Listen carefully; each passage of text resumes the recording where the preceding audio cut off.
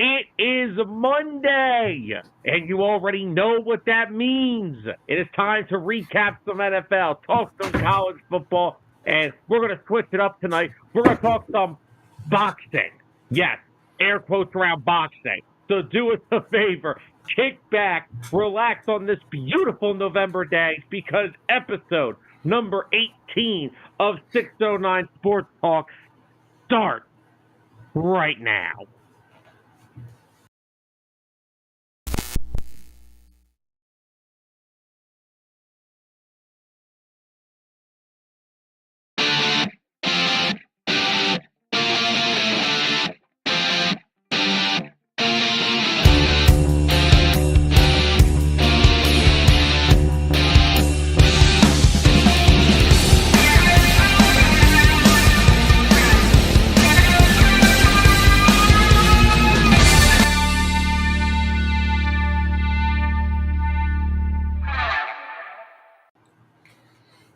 And welcome in, everybody, back to another edition of 609 Sports Talk live here on Facebook and, of course, over on YouTube. And always do us that favor, guys. Hit that like and subscribe button on all 609 Sports Talk social media platforms. We are coming to you guys live once again from the lovely Hamilton, New Jersey, where I don't think we know what time of the year it is in terms of weather.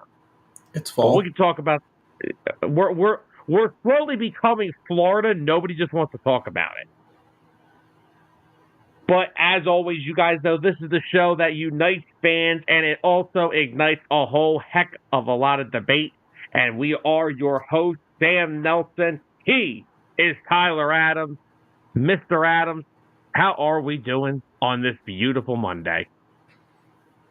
Well, technically, it's a victory Monday. We had a victory Friday, but the parade doesn't stop until the next game.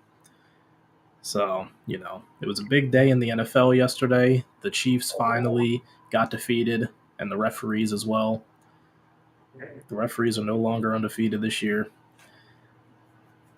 A lot of upsets.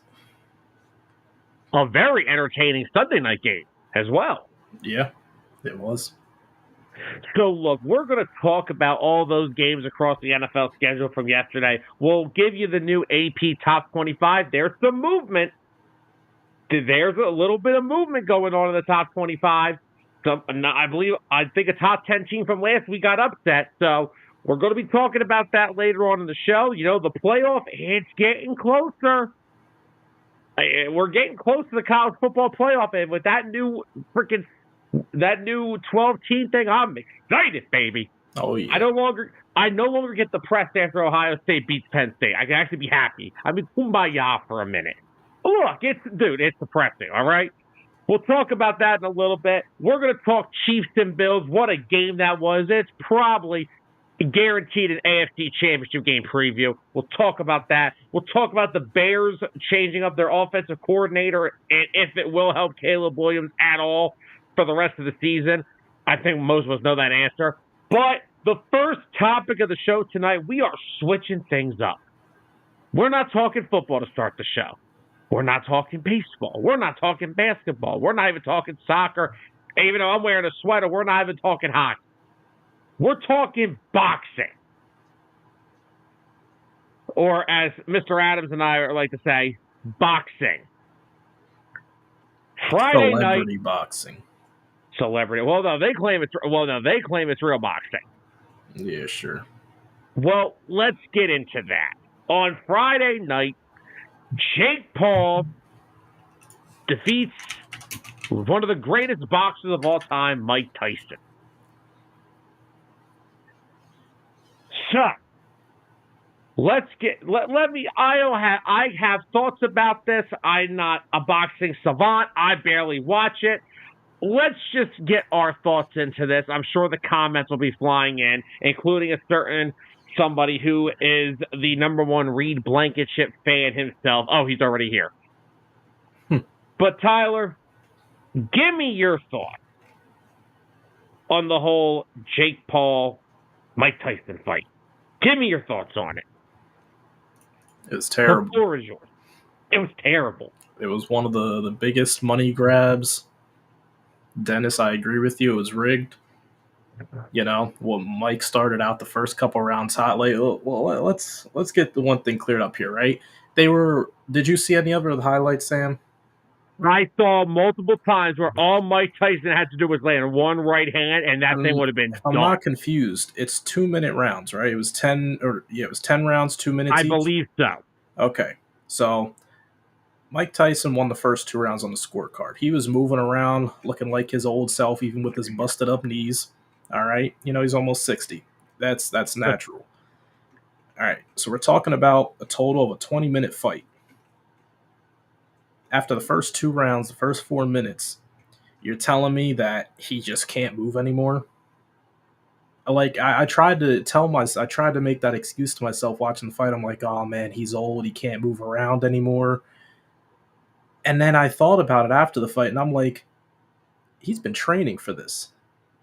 They're 2-minute rounds. He's not going to get tired after the first 2 rounds. I could see if, you get into the late rounds, like round 7, and you start slowing down. But after the second round, you mean to tell me that he can't go on the offensive against him? One of the quickest, twitchiest boxers that we've seen. And Really not. He showed you what he could do in the first 2 rounds. And then after that, it's like, hey, Jake had to let him know, you still want your paycheck, right? You know what to do. Oh, yeah. Yeah, it was cool. Dennis said as soon as Jake hugged him and tapped him and told him to settle down, that was it. Honestly, after that point in the fight, it was boring the rest of the time. Jake was just using his long wingspan, just throwing some punches that weren't even anything dangerous. And you're talking about he was in the ring with a dangerous man. All right, Mike Tyson could literally probably kill a man with his fists. Yeah. Dude's most notably known for biting a guy's ear off. Literally. And you need to tell me that in the ring with Jake Paul, after the second round, the first 2 rounds, he was out there attacking him. He just takes a step back.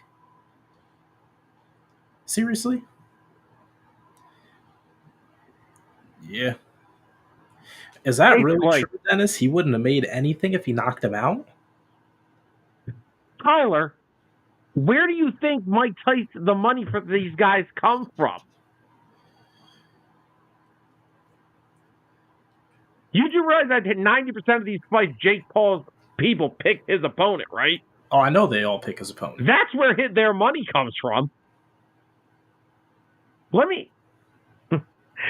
I'll let you finish, and then I'll go, because I'm going to literally explode on this. But I'm going to let you finish. If you got whatever you got to finish up, finish up. Before I let you go, though, what's up, Carol? Always got to say hi to Carol. What's up, Carol? We're talking about something very lackluster right now, but stick around. We'll get into some Eagles talk here soon. But that's really about all I got to say. It was a rigged fight. All of his fights are rigged. I can't stand watching him in a ring and him trying to convince people that he is a legitimate boxer. You're not. You're far from it. You're sloppy. He overexposed himself on many, many occasions. He should have got knocked flat on his ass. What's the Carol thing? I don't need to wait for no bird talk. We're talking about Yeah, Carol, I totally agree. Some of those undercard fights, that's the way it is with a lot of these events and promotions. The undercard fights are way better than the main events.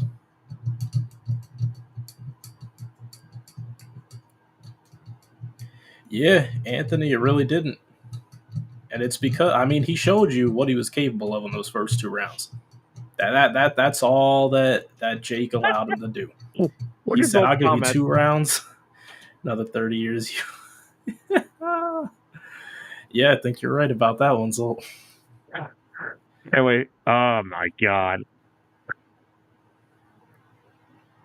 That's great. Windows pop up right in the middle of the show. Gotta love it. Yeah. I'm Mike Tyson, my final thing to say on it, he saw the paycheck. He took the money. He ran. Can I blame him? No. No. He's what, 58, I think? At least he didn't pull a Dante Wilder and start smiling backstage after the fight. Yeah, right. That was insane. That was the fight that did this whole crap in. Yeah. Because that dude got cold, knocked out in the middle of the ring, and then was walking himself back to his locker room and was just teasing, like, I just made 7 figures. I don't need... Here's the problem, okay?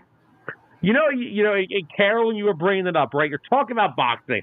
Let me just go on a limb here, okay? I've probably watched... Tyler, what did we watch? 1 boxing match in the 6 years we've known each other? Probably. I am not a savant of boxing. Do you want me to really tell you what hurts the world of boxing? The guy that you saw on Friday night is one of the biggest stars in boxing, and that's the problem. There's no more of those guys anymore. There's no more Tyson. There's no more Muhammad Ali. There are some notable guys out there. Not to that extent. Not to that extent, I agree. I do agree it's not like how it used to be in the old days. But there still are... And I mean, what they did very well in those old days is they almost did like a wrestling promotion. They built those fights up. They didn't let these guys go against big-time opponents too soon in their careers. They would have like 30 fights under their belt before they go up against each other. Look how long it took us to get Pacquiao Mayweather. Exactly.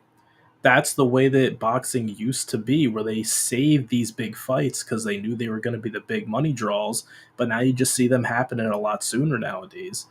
And, I mean, the amount of money that these celebrity boxing matches make is just ridiculous. But the problem that I'm having with this is that they're putting these aren't celebrity boxing matches in their eyes. These are legit fights they think they're putting together. They're putting these on actual boxing cards, and it's embarrassing. Do you want to know what this is? And first of all, I can't stand either of them. And I'm talking about the Paul brothers. I can't stand either of them. Oh, yeah. I had a glimpse of respect to Logan because you know what? Logan realized boxing wasn't for him. Mm-hmm. But you know how he figured it out? He went up against one of the greatest you'll ever see in Floyd Mayweather. Oh, I still think he got knocked out too, and Floyd had to hold him up because he wasn't supposed to do that. He accidentally knocked him out. And it was that exact moment that Logan knew, yeah, this ain't for me. Yep, that exact moment. I'll go to the actual stage fighting. Here's the problem. And first of all, Logan, can you show a little more respect to Mike Tyson and his post-fight interview in the ring? Show some more respect, please. Instead of saying, "Oh, I'd kill you, Mike." No, you wouldn't. No, you wouldn't. Mike Tyson would knock Logan Paul out in 2 rounds. Go back to fucking WWE. I think go back to TikTok. Go back to freaking Vine. See, bring Vine back. This is exactly what this is to them.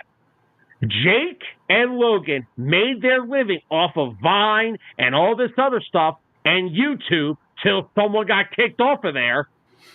Mm-hmm. Anthony brings up a good point. And they have nothing better to do with their time now except to come into these fighting sports and ruin them. Yep. So the only time that Jake Paul has fought a legitimate boxer, he lost.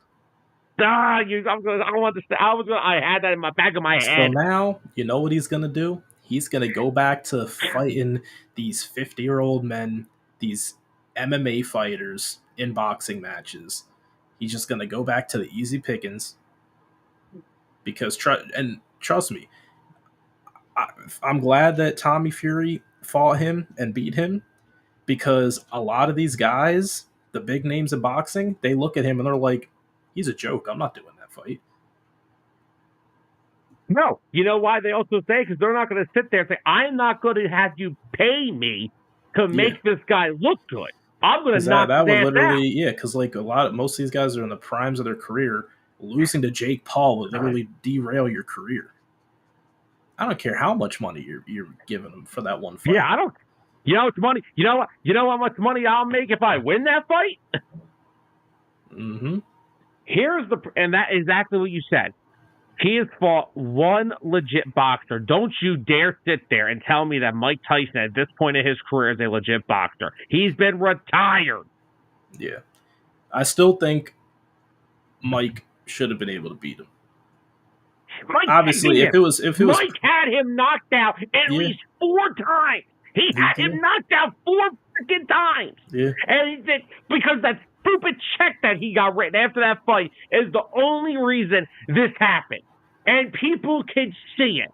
And Alyssa, I would agree with you on that. Mm-hmm. What's up, by the way, Alyssa? Glad to see you back in the chat. What's going on? But yeah, I can't stand this. And Zoltan, honestly, though, why book a real fight? Well, you could do this in pocket. Yeah, exactly, Zolt. That's the problem. And money is ruining all of this kind of stuff. That is the problem. And like now, I would love to see these actual professional boxers come away with big paydays like this. But I don't want to see some YouTube celebrity turn into amateur boxer making more money in some of these fights than actual champions in the sport. And it's what's ruined it. Anthony, look, the one thing that I will say from watching that fight, Jake Paul, I'll tell you what Jake Paul cannot do for shit in boxing, and that's to protect himself. If Jake Paul fought, he keeps his hand so freaking low. If he faced, this is why Tommy Fury beat his ass. Yep. Because Fury actually struck him when he could. Mike Tyson, I saw Mike Tyson land some punches. He could box for another few years. I feel like he could box again, not full time, but 2-3 times a year. I think Mike could easily still box. But Carol, he threw punches in the first 2 rounds, and after that, he just sat back on the defensive and didn't do anything. It was probably because he almost knocked him out in I think the second round. Oh yeah, he had him beat. Mm-hmm. He could have not. I told you he could have knocked out Jake Paul 4 times in this fight. I don't know why. I can't believe we have to talk about how embarrassing. And that's the thing. This is embarrassing for the look of the sport. Mm-hmm. Boxing's supposed to be one of those real sports. Exactly. Realize you get what I mean, right? Boxing is like almost like UFC. Like a combat sport.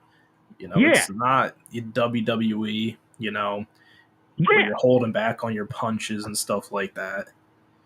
Where there's a scripted ending. There ain't supposed to be. Ending. I don't know why Jake's don't go join WWE. And then go for the tag titles.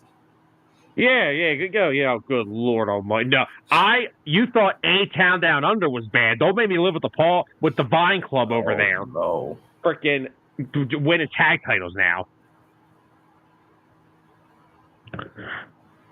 It is, Carol. And you'll get these stupid platforms like, no offense to Netflix, but they allowed this, which, by the way, Netflix, great coverage, by the way. Absolutely terrible. Oh, yeah. Great job, making sure your servers could handle how many people do they say are watching? Over 40 million? Probably more. I don't even know. Everything was fixed. They let them really box Tyson. Thank you, Alyssa. I said the same thing. 4 times I saw Tyson, and I didn't watch this damn fight. I watched bits and pieces of highlights. I can't watch Jake Paul attempt to be a boxer. He's not a boxer. He had 4 chances, and as soon as Logan hugged him up and said, "Yo, what are you doing?" Mm-hmm. That was it. And at that point, Jake, he looked so tired when he hugged him up because he couldn't stay away from the punches. He was going on the ropes constantly. Yeah.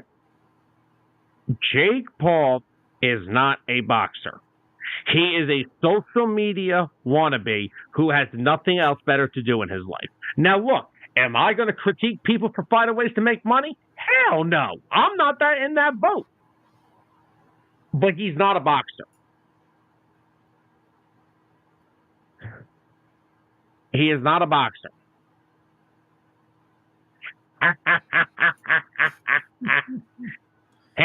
Netflix won't be able to. Netflix won't be able to handle WWE. Yup. Oh, just imagine WrestleMania on Netflix. Oh, I'm not gonna They watch. ain't gonna be able to handle that. It's a wrap. The whole NFL says objectivity over. You know how they can't fix their Prime servers since they freaking messed up one of Jalen Hurts' runs on Thursday?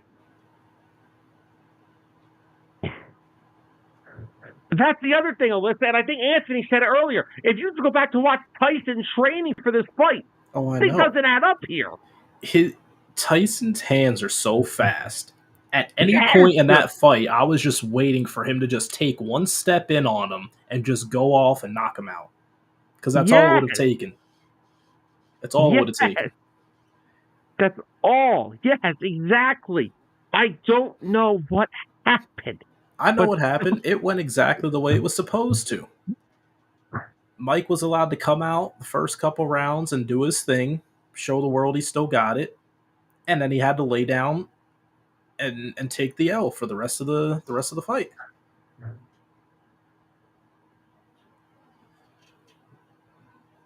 Yes, Bill. He literally was pulling his punches because he could not afford to lose that money. No offense, but again, if I had a chance to pocket all that money, I'd do it too. Yep. But let me just get this last thing out real quick. Because this is an argument we don't have, because I don't think anybody disagrees with it. Jake Paul is not a boxer. Nope. He is a guy who has lost all his ideas for social media and needed something new to do. So he got into the fighting game. Jake Paul has fought multiple retired boxers who are no longer in their prime and paid them off to lose. Jake Paul has fought multiple UFC fighters and has paid them off to lose. Not only that, people keep trying to say, like, oh, the UFC fighters have a boxing background. No, they do not. They have a MMA background. Do you understand? Imagine this, right? Okay? Just picture this for a minute, okay? Imagine it's like being constrained, right? So imagine you're playing basketball and you're an elite perimeter defender, which, Tyler, I mean, you're a pretty solid perimeter defender in your own right. But if you twist and sprain your ankle, right, you ain't going to move the same. Nope. You're not going to defend the same. So imagine being told this. You're a UFC fighter. You have a mixed martial arts background, but now I have to go into a fight where the only thing I'm allowed to do is hit my opponent in his body and in his face, and I cannot do half the stuff I was taught to do and trained to do my entire career? Do you know how much constraint they put on that? On a UFC fighter, you can't kick. You can't strike low. You can't take down. You can't do this. You can't do that. All you can do is take body shots and face shots, and you can't hit below a certain region. Do you know how hard for a UFC fighter with a mixed martial arts background that is? Impossible. And you're going against a guy who's done nothing but train as a boxer. So yeah, he'll have the advantage on UFC guys because they don't know, they have to constrain themselves. Because I guarantee you, some of them do. I just want to take this dude's head off, and I can't. Mm-hmm. The only legit boxer Jake Paul has gone up against, Tommy Fury, whooped his ass. I don't care that it came down to a decision. Tommy Fury whooped his ass. Mm-hmm. And until he stops this prize fighting crap and starts going against real boxers, Jake Paul will never be taken seriously. And he is not a real boxer. Yep. WWE is less scripted than his fight. Let's catch up on some comments real quick. Alyssa came on here and said he almost knocked out his trainer because he forgot he was training in one of his videos. If you watch, he swings his trainer by accident. Jesus. Oh yeah, this guy was definitely paid to throw this fight. Anthony said it's a Vegas thing. Everybody's money was on Mike Tyson. Of course it was. Bill said a trained fighter is still. Yep. I mean, I don't fully agree with that. I mean, yes, you could be trained in combat sports, but being trained in boxing is a completely different thing than being trained in MMA. Because MMA, you got all types of different styles, jiu-jitsu. Oh gosh, what else? There's so many different things, so many different styles you can be trained in. And yes, I get it. You use your fists Yeah, sometimes. Another big yeah. element of their striking game is kicking. To have to train yourself to not be able to kick and not be able to grab someone and take them down, it's a lot to put on a guy trying to prepare for a fight of boxing. Because that's all muscle memory. Yeah. Because that's the same way almost as if you're asking a boxer to go fight someone in the UFC or an MMA style. The same way that they have to learn how to fight that MMA style, the person that already knows the MMA style has to kind of like train themselves to tone it back to not use that. And Bill, I get what you're saying, but just think of this, right? You're a boxer, just a boxer. You are trained a boxing style. You are an MMA fighter. Yes, you are taught boxing, but then you are taught so many things after that. And then boxing kind of becomes like the nature you almost forget half the time. Because I'm sorry, Anderson Silva did not need a boxing background to win his fight. That some bitch just kicked your freaking head off. Tyler, agree or disagree? Yeah, a lot of people kick your head off. John Jones, who by the way is the best fighter of all time, but we can debate that. We can debate that another day. Jake Paul's next victim. Who? Pay him $50 million to lose. John Jones. John Jones would tell Jake Paul to kiss his rear end. I think he would too. And I John hope Jones.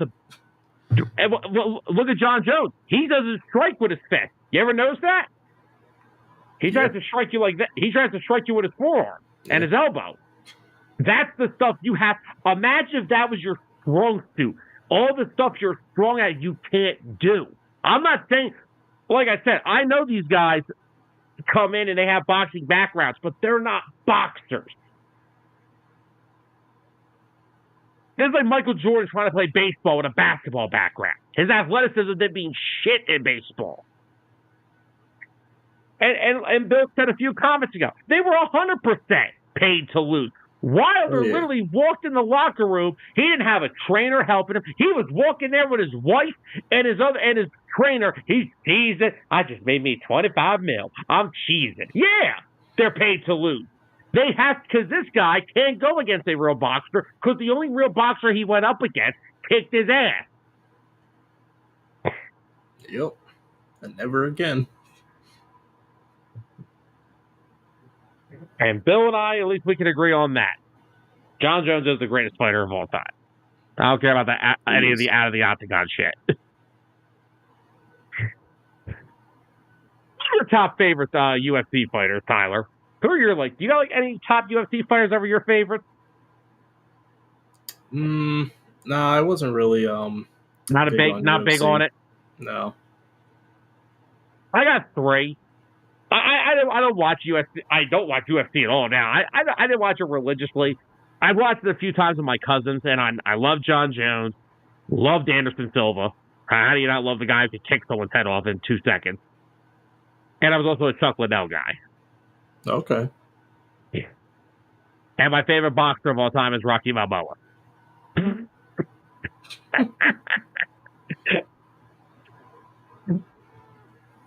I'm just kidding.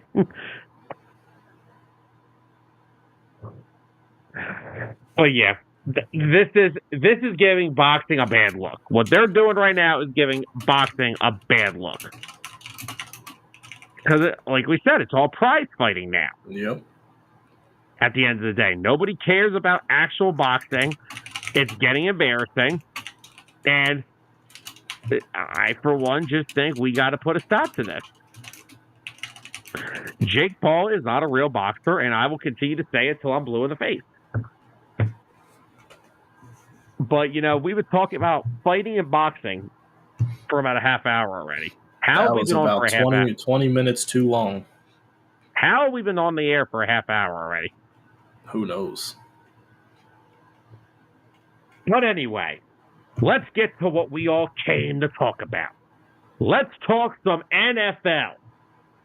And we're going to start off with the big headline of the weekend.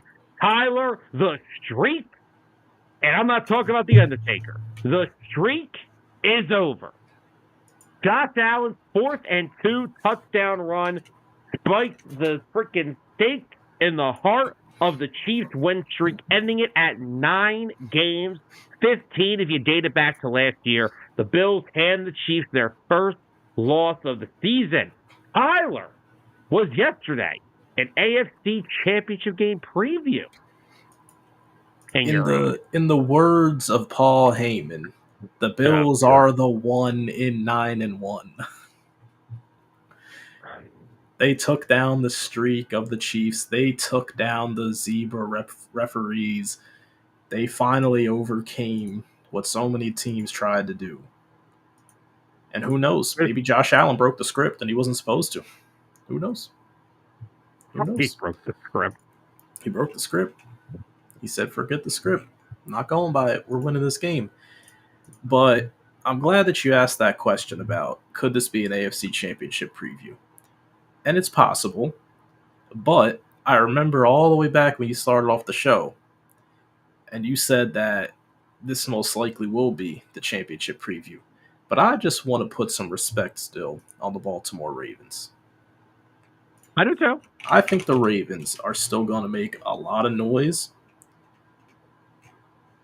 in their run for the AFC as well. Now, I only think it's really a 2-team race in regards to, winning out the AFC and getting the first round bye. But the Ravens are still a team that, if they come alive at the right time, they have a good shot of making it far. And it comes down to how well they're able to move the ball on the ground. Because yesterday, we saw Derrick Henry get completely isolated from the game. He was... Wait, real quick, look at this comment from Anthony. Apparently on Groupon, for $108, you can get a 3-hour tour of Jerry World. Oh. Who wants that? I would want to spend three minutes in that freaking hellhole. Wait, I wonder if Zeke Elliott's the one that's the tour guide. Oh, God, we're never going to find the door out of there. Well, first of all, I do want to say that was just like a monkey off your back type of game yesterday for the Bills, who have been going through. Because I'll tell you now, I saw Tyler Bass miss that first field goal. I'm like, here we go again. Not that I didn't have on my fantasy team this week. Oh, nice. Well, when your kicker's on a bye week, you kind of have to pick up the best option.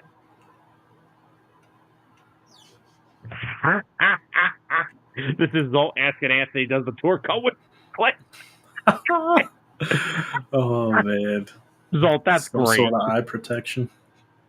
Yeah, right. You get the cardboard 3D glasses like at movie theater. The sun is 3-dimensional, kid. Nope, that's actually just the real sun. Ask Jalen.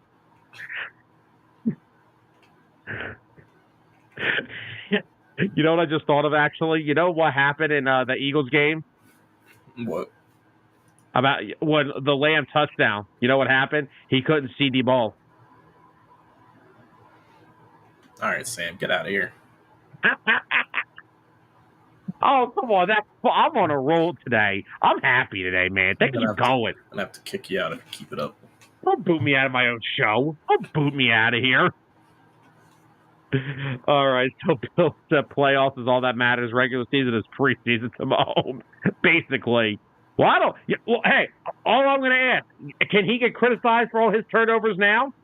Because he don't do nothing wrong in anyone's eyes. Nope. People still won't talk about the interceptions. Even though, let's see, how many has he got on the year? 11. 11 and only 15 passing touchdowns?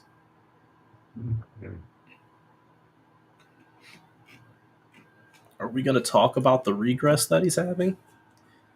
Oh, my God. Speaking of Jerry World, some news coming out today that the Cowboys apparently attempted to open the roof for the first time in 2 years, leading to the roof having a piece break off of it.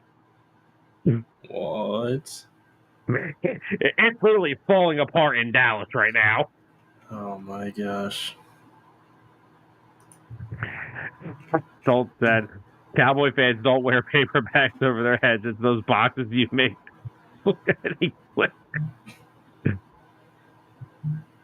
Anthony said a random fact. Jerry Jones tried to open the roof tonight. Anthony, I literally just saw that pop up on my phone before you put this comment. I'm not even trying to be funny. He literally just popped on my phone a second ago. That's hilarious. I guess there's a reason they haven't tried to open it in 2 years.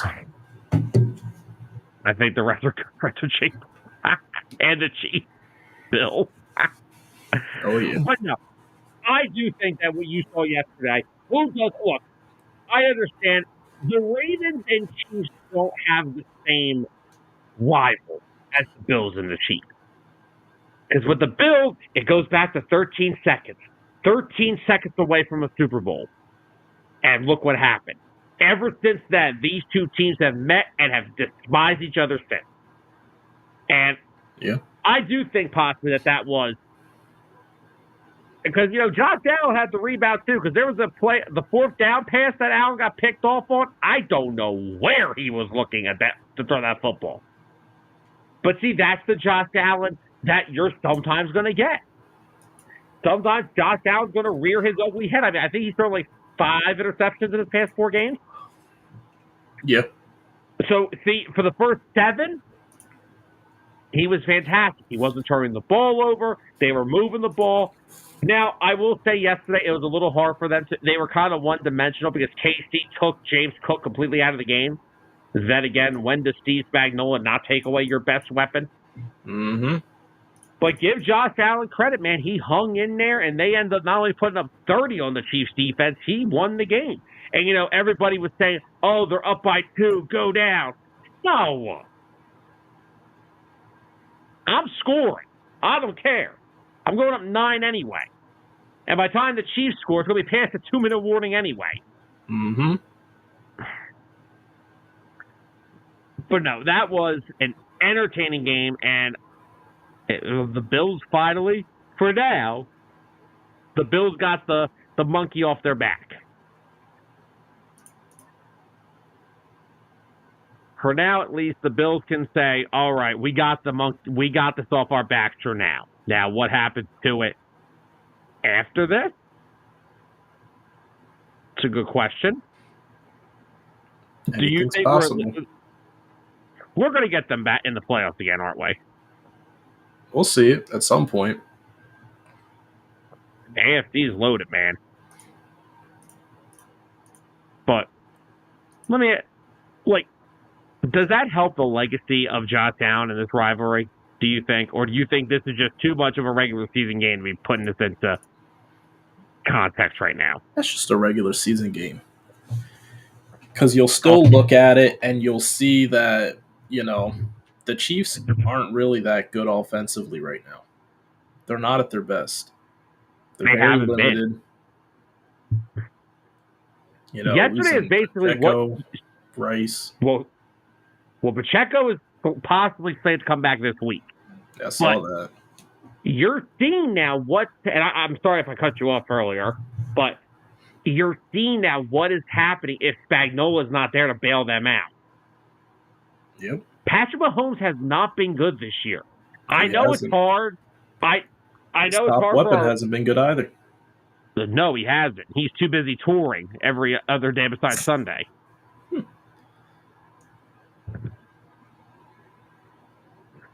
Bill, unfortunately, the AFC is still unfortunately probably going to run through Kansas City. Because Tyler, you do this. You bring up. Well, let's look at the race for the 1 seed because the Bills have the upper hand now. Yeah. The Chiefs lose again because they beat them. Yeah. I have it up here. Who do you have? The Bills? Yeah. All right. I'll bring up the remaining schedule, or do you want where they're at right now? No, I want the remaining schedule. Remaining schedule. So So here's for the Chiefs. The Chiefs' remaining schedule is Panthers, Raiders, Chargers, Browns, Texans, Steelers, Broncos. I'm not trying to. There could be a couple losses in there. That was for the Chiefs, you said? Yes. They go at Panthers this week, so that's a win. Sorry, Billy. Yeah. Versus the Raiders, that's a win. Sorry, Jimmy. But then you go into the stretch from December to the first week of January. Chargers, Browns, Texans, Steelers, Broncos. You could potentially lose 2 of those games.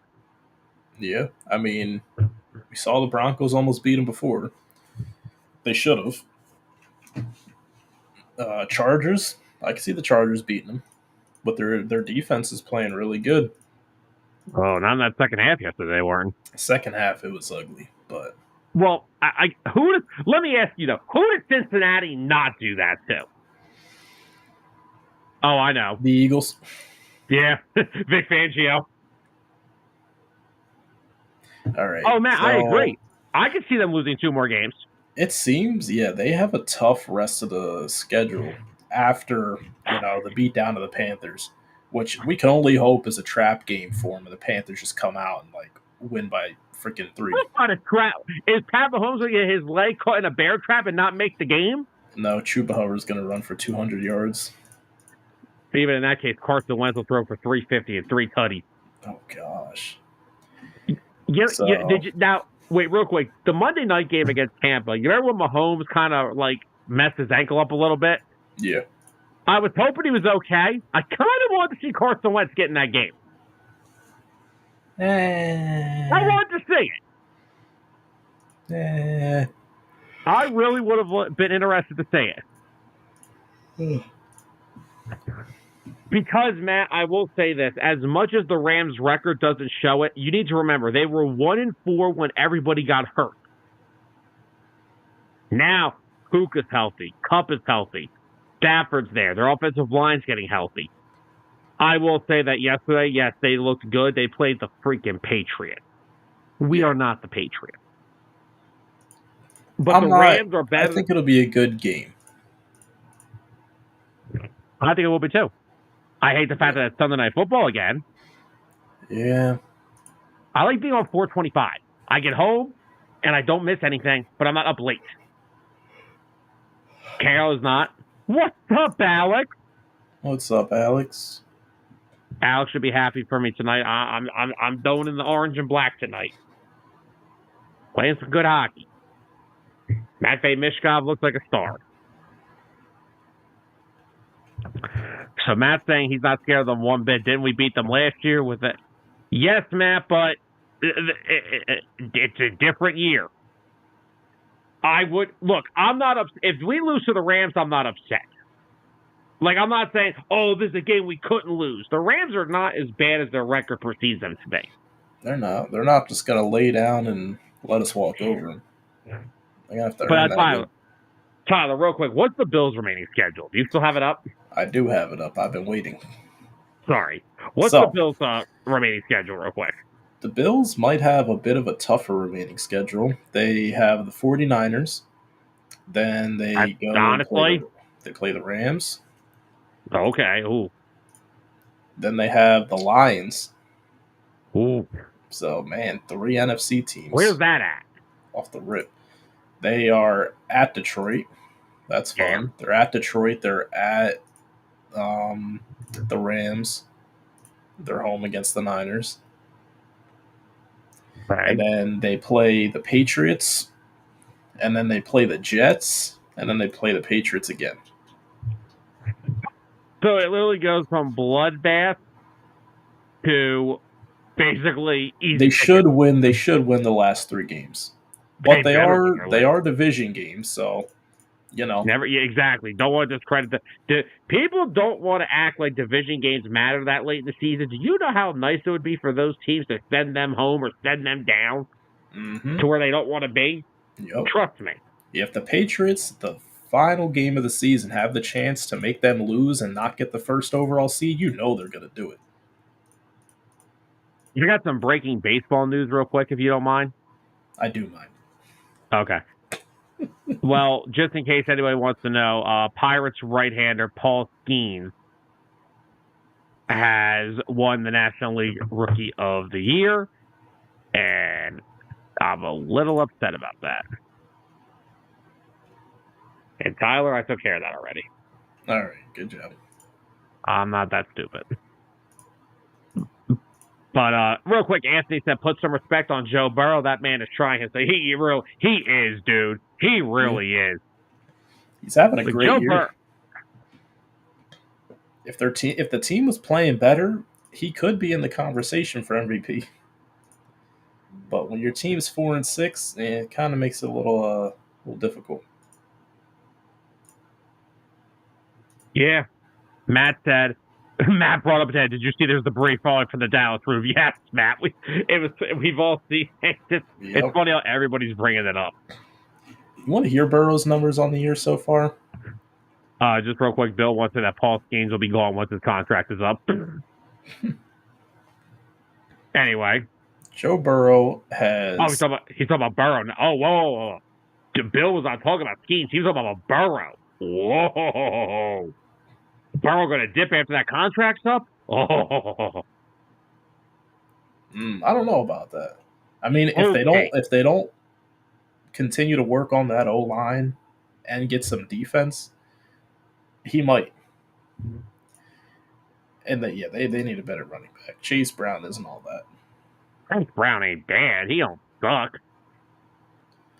He doesn't suck, but he's not the best.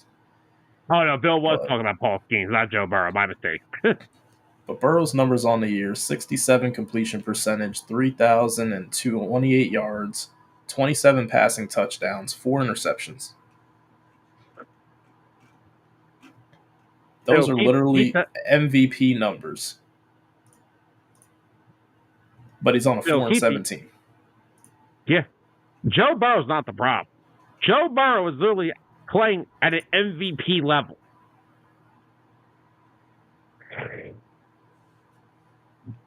But also, real quickly, Bill, have some faith. Maybe the Pirates will be really good by the time Skeens hits free agency. You know, I've been thinking, Anthony brings this up. I've been thinking about this for a while, and I still think Jamar Chase may leave. I don't know. Him and Burrow have such a good connection.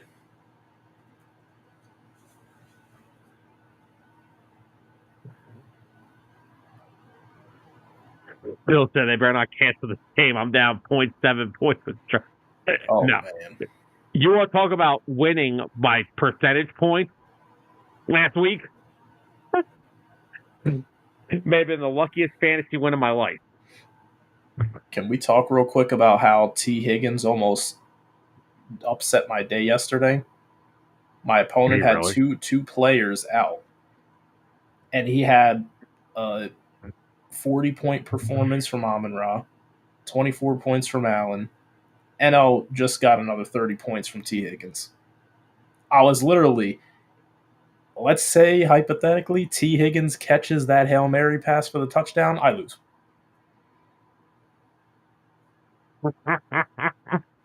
Welcome to fantasy football.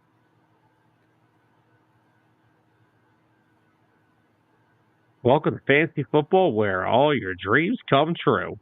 Oh, no. Sorry, Carol. She lost her last 3. Dang, Carol. Hopefully you're still in the playoff hunt, though. Yeah, but I think, Carol, you were tied for first a few weeks ago. I am, on the other hand, moving into continuing my dominance over first place, where if I win this week, which I am comfortably going to, I'm going to be 10-1 and have won 9 straight.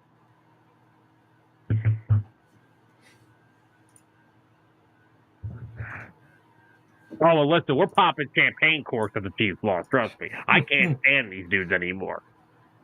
Don't get me wrong. I'm all for, people, you hate success. Yeah, I hate success. I also hate success when it's handed to you. The Chiefs could easily be, if the NFL actually cared, the Chiefs could be a 500 team right now. They're 4 or 5 plays away from being 2 games over. And that's it. Yeah. Matt's got St. Brown and Saquon. He's chilling.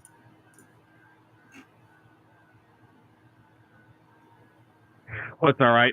There was a Photoshop of a league a couple weeks ago when the Bengals and Ravens played each other. A guy had Lamar Jackson and Jamar Chase. So He got 100 points just from those two. But do you want to start walking into our recap of the NFL week? Yeah. Well, since Carol's here, Matt's here, Alyssa's here, let's talk about them birds. Oh, Bill, that's going to be an exciting matchup. I can't wait for the Pennsylvania battle. Oh, yeah. But let's talk about the NFC East. Oh, Anthony, that's not even fair. How did you get Barkley and Henry? Someone needs to be arrested in your league.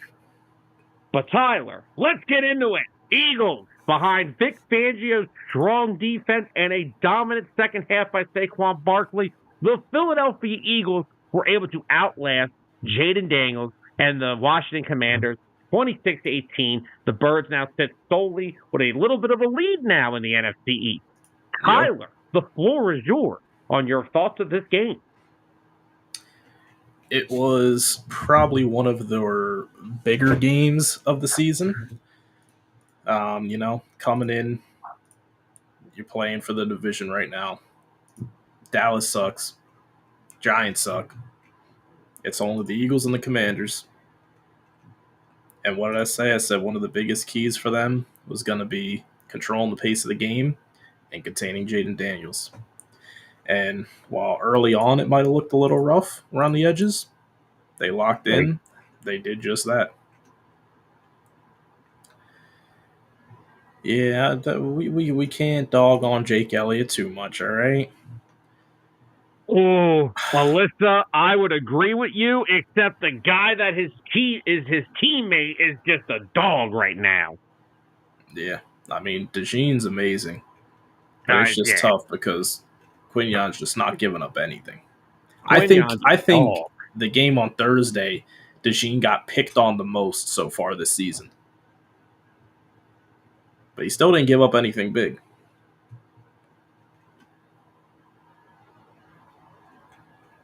But they did a good job. Anthony, I'm sorry. Did he play? Now, Anthony, you didn't let me get you enough credit, all right? Yeah, we haven't got. I'm going to give him credit. Jaden Daniels has been dealing with a lingering rib injury.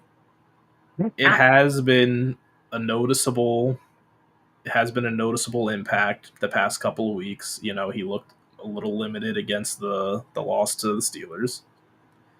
Oh yeah. Definitely seemed a little bit out of his normal ways against the Eagles as well. He's not trying to scramble like a madman and get himself hurt even more.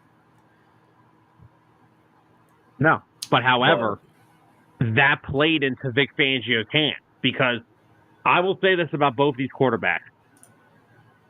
People remember we were having this argument for weeks in the first couple months. Now, people say they don't want Hurts to become a full-time pocket passer. Yes, but if I'm looking at throws, I want Jalen in the pocket more than out of the pocket. If Jalen's out of the pocket, I want him running. I don't want him running, trying to look for someone downfield. I think Jalen is better in the pocket. Jaden, on the other hand, I think right now has been better outside of the pocket. That rib injury and what Vic Fangio did, keeping Zach Bond or Nakobe Dean somewhere near him as a spy, that played his limitness. It played into the Eagles' hands, and they took their defense and they dominated with it. Yep. There are multiple components on why this Eagle team is this dominant right now, and it's four key components. Number one, Nick Sirianni is staying out of his own way. Number two, Jalen Hurts is playing mistake-free football. I get he didn't, because here's the thing. And Anthony, I know you're saying that Jaden was hurt. I'm saying I'm giving both Jaden and Jalen an excuse for this week. They both played short weeks. They were both coming off of short weeks. Now, and Jaden had to play a tougher game than Jalen did. Jalen had Dallas down after the third quarter. Jaden was up to the final buzzer against Pittsburgh. So they were both playing a short week. But in terms of just on the field, the Eagles just came out, and the Commanders' defense did all they could to step up and keep them in that game. But Once the second half started, the Commanders made mistakes and the Eagles didn't. That's why they lost this football game. Because I'm sorry, if I'm Dan Quinn, I'm down 12-10. I'm shutting that offense down the whole game. Why are you going for it on 4th and 2? Just get the points and get the lead back. Mm-hmm. Because even though it's only a 1-point lead, they got to score a touchdown because it ain't like Jake was automatic on Thursday night. Nope. That's where I'm going to sit with this is the Eagles won this game because they were just more dominant. Vic Fangio's defense is dominant. Yeah. Like, you look at the defense, and they've kind of played the same way all year. And I think the missing piece that has just put them over the edge and made them better is having DeJean out there on the field as well. You were getting the elite play out of your secondary. The pass rush took a little to start getting, but now it's starting to go more. The pass rush is getting there. They're hitting home. No pun intended. We'll talk about. I'm going to talk about that before the show's over tonight. And the defense has honestly just been the special part. Like we talked about all off season, how much money is in this offense. They should be automatic, and that still holds true. We know what this offense can do. Saquon Barkley just been a monster the whole year, enjoying one of the best years of his career. I actually have some numbers on him. I'll say in a second. But the defense has been such a surprise because bringing in Vic Fangio, first year DC here in Philly, giving them this young group of players, not having the most star-studded pass rush. Nope. But everyone is just playing together as a team. No one's playing selfish. We're even seeing Brandon Graham enjoying, I think, a better season than Bryce Huff so far. I will say Bryce Huff has looked better over the past few weeks. He has. And real quickly, I just want to say, let me just catch up on a couple of these comments. I highlighted them earlier. That Alyssa was laughing that Daniel Jones got benched. I think we can all agree with this comment from Alyssa. Zach Bond is absolutely just a madman. Yes, he is. Zach Bond should be getting Defensive Player of the Year vote.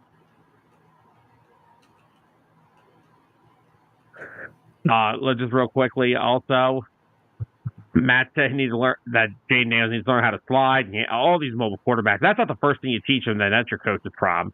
Mm-hmm. Matt, I already had respect for Nakobe Dean. My biggest thing with Dean was he needed to get healthy, and number two, just had to stop.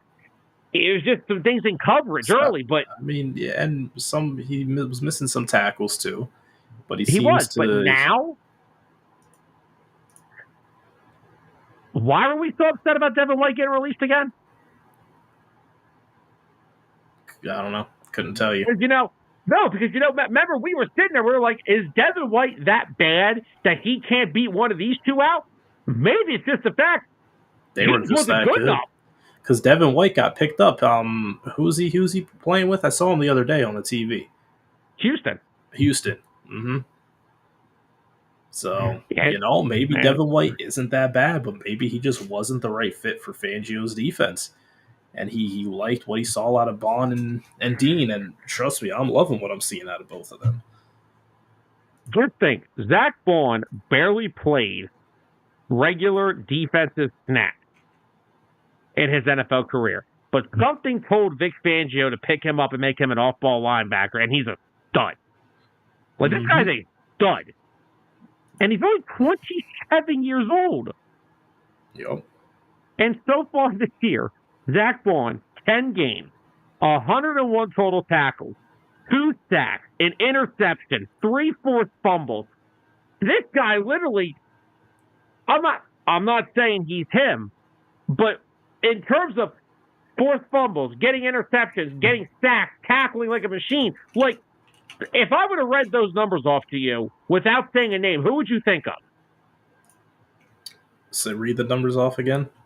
101 tackles, 2 sacks, 1 interception, 3 forced fumbles in 10 games. If I told, without saying his name, if I would have said that, who do you think of? Who do I think of? I think of Ray. I think of Bobby Wagner. No, I'm talking right now. Right now? No. Who do I think of? Fred Warner? I think that's Fred Warner or Patrick Queen's numbers. Holy shit. Yeah. And Zach Bullock's playing. And don't forget in this game, he had a pass deflected in the first quarter, and he has the fourth down stop where he catapulted Jaden Daniels out of bounds. Mm-hmm. He was not allowing him to get that first down. The only thing is he's having a great season so far. Best of his career by far. He just has to keep it up. Yeah. Build that consistency up. Same thing with Dean. Year after year. The same thing with Dean, too. I mean, Dean's finally living up to those expectations that we had for him when they drafted him. Oh, yeah, because they stole him in the third round. That's the thing. The guy who fell all the way to the third round, he had first-round talent, honestly, and he's finally living up to that.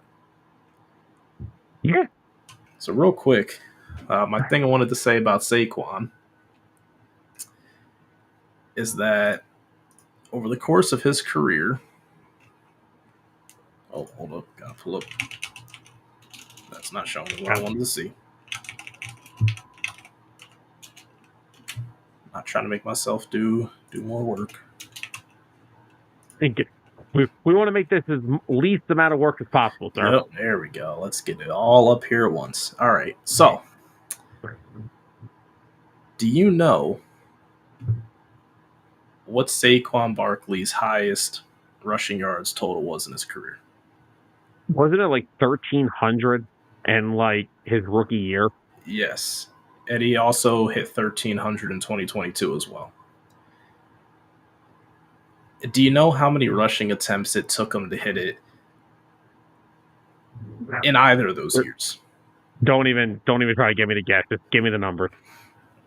So in his rookie year, 261 carries, 1,300 yards, 11 touchdowns. In 2022, 295 rushes, 1,300 yards, average of 4.4, 10 touchdowns. The rookie year, he averaged 5 yards on the ground. This year, he's averaging the most yards of his career. He's already at 8 rushing touchdowns. He's at 197 rushing attempts, and he's already at 1,137 yards on the ground. And he's only played 10 games. He's on pace to break every single one of his career numbers. And honestly, probably with the least amount of wear on his body in his entire career. Yeah, so for all the people that get mad about the push to the 1 yard line and all the Kenny Gainwell snaps, this is why they do it. What did I say?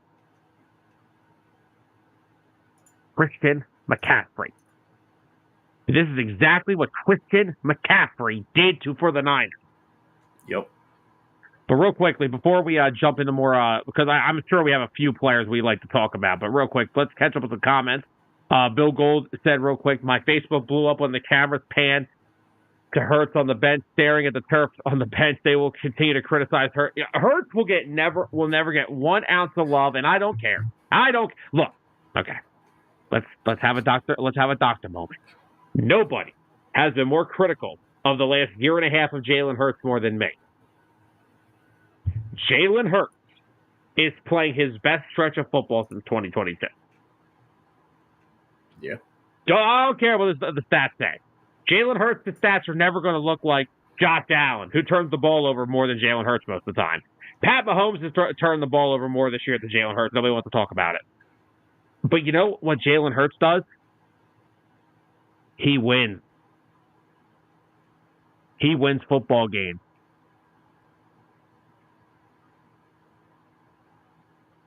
So, real quickly, Matt also said 9 times teams had 4th and 2 or shorter against us and only converted 3 times. That's impressive. Wow. Matt also said, I've seen flashes in New Orleans, but I didn't think he was going to be this good. I'm assuming he's talking about Dean. Also, Matt wants to say one thing, and that Jalen Carter is him. Jalen Carter played amazing. Jalen Carter was in Jaden Daniels' kitchen the entire night. Yeah. He was in his kitchen. He made breakfast, lunch, and dinner, and served it. Yeah. Did you see his numbers from Thursday? Carter's? It's just one stat. What's that? Every snap he played on Thursday. Really? He didn't come out the game. He played every single snap. Wow. And he had 7 total tackles. Matt's talking about Ball, not Dean. My apologies, Matt. I thought you were referring to the game in New Orleans. That's where I was kind of going off of that. I thought you were referencing the game in New Orleans earlier this year. Bill said that Saquon was trapped in the Matrix in New York, so stats mean nothing for him there. Yes, they do, because they got him to the playoffs 2 years ago. Yeah, he literally he got Daniel Jones paid. Anthony asked, do you know who's leading in Defensive Rookie of the Year? Anthony, if you know, let me know. I'm pretty sure they said the top 2 right now are Jarrett Verse from the Rams, and then they've got Quinyon Mitchell, which I'm sorry, what Quinyon Mitchell's doing is way more impressive than what Jarrett Verse is doing.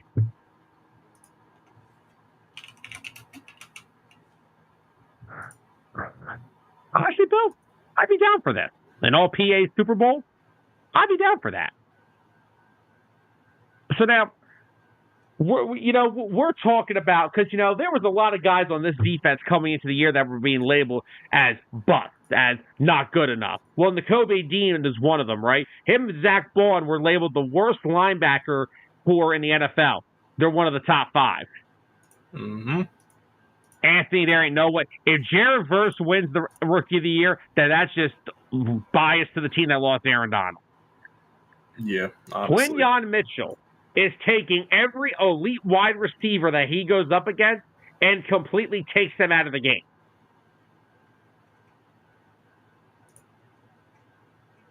But, so, I have some numbers, too. Zach Ball, we already talked about, right? 100-plus tackles, turnover machine, doing all this great stuff. N'Kobe Dean has resurrected his NFL career. Quinyon Mitchell and Cooper DeJean are rookies, and they are playing like freaking all-pros. CJ and Reed Blankenship are doing their job. By the way, CJ Gardner-Johnson, 8 missed tackles through the first 4 games of the season. Since the bye week, 0. Really? Okay. There's a lot of stuff that this team cleaned up over the bye week. Yes. And we all complained about the early bye week. It looks like it's helped this team more than anything.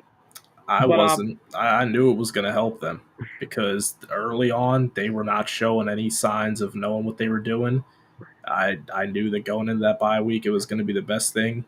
Number one, get healthy because they were still missing some guys. Missing AJ. Smitty was banged up.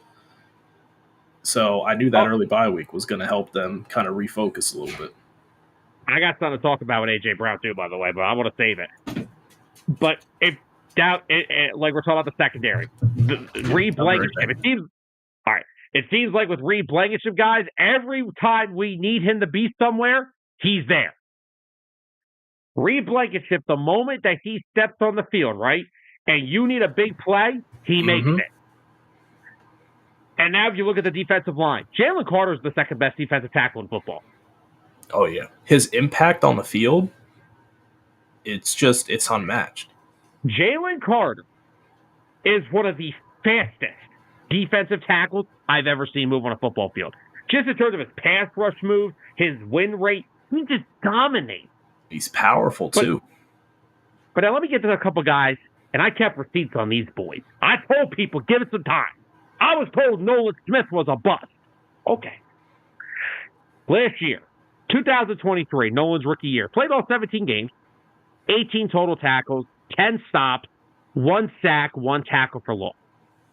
Nolan Smith this year, through 10 games, 24 tackles, 14 stops, 14 tackles for loss, 3.5 sacks. I was told Jordan Davis was a bust because he ain't a pass rusher. Newsflash. They told you this going into it. He wasn't a pass rusher. He was never a pass rusher. You know why he wasn't a pass rusher in Georgia? Because the guy next to him. Yeah, he was the pass rusher. But now wait. I got more numbers. Tyler. I'm the numbers guy tonight.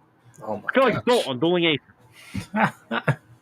Jordan Davis was on the field for 14 designed running plays against the Commanders.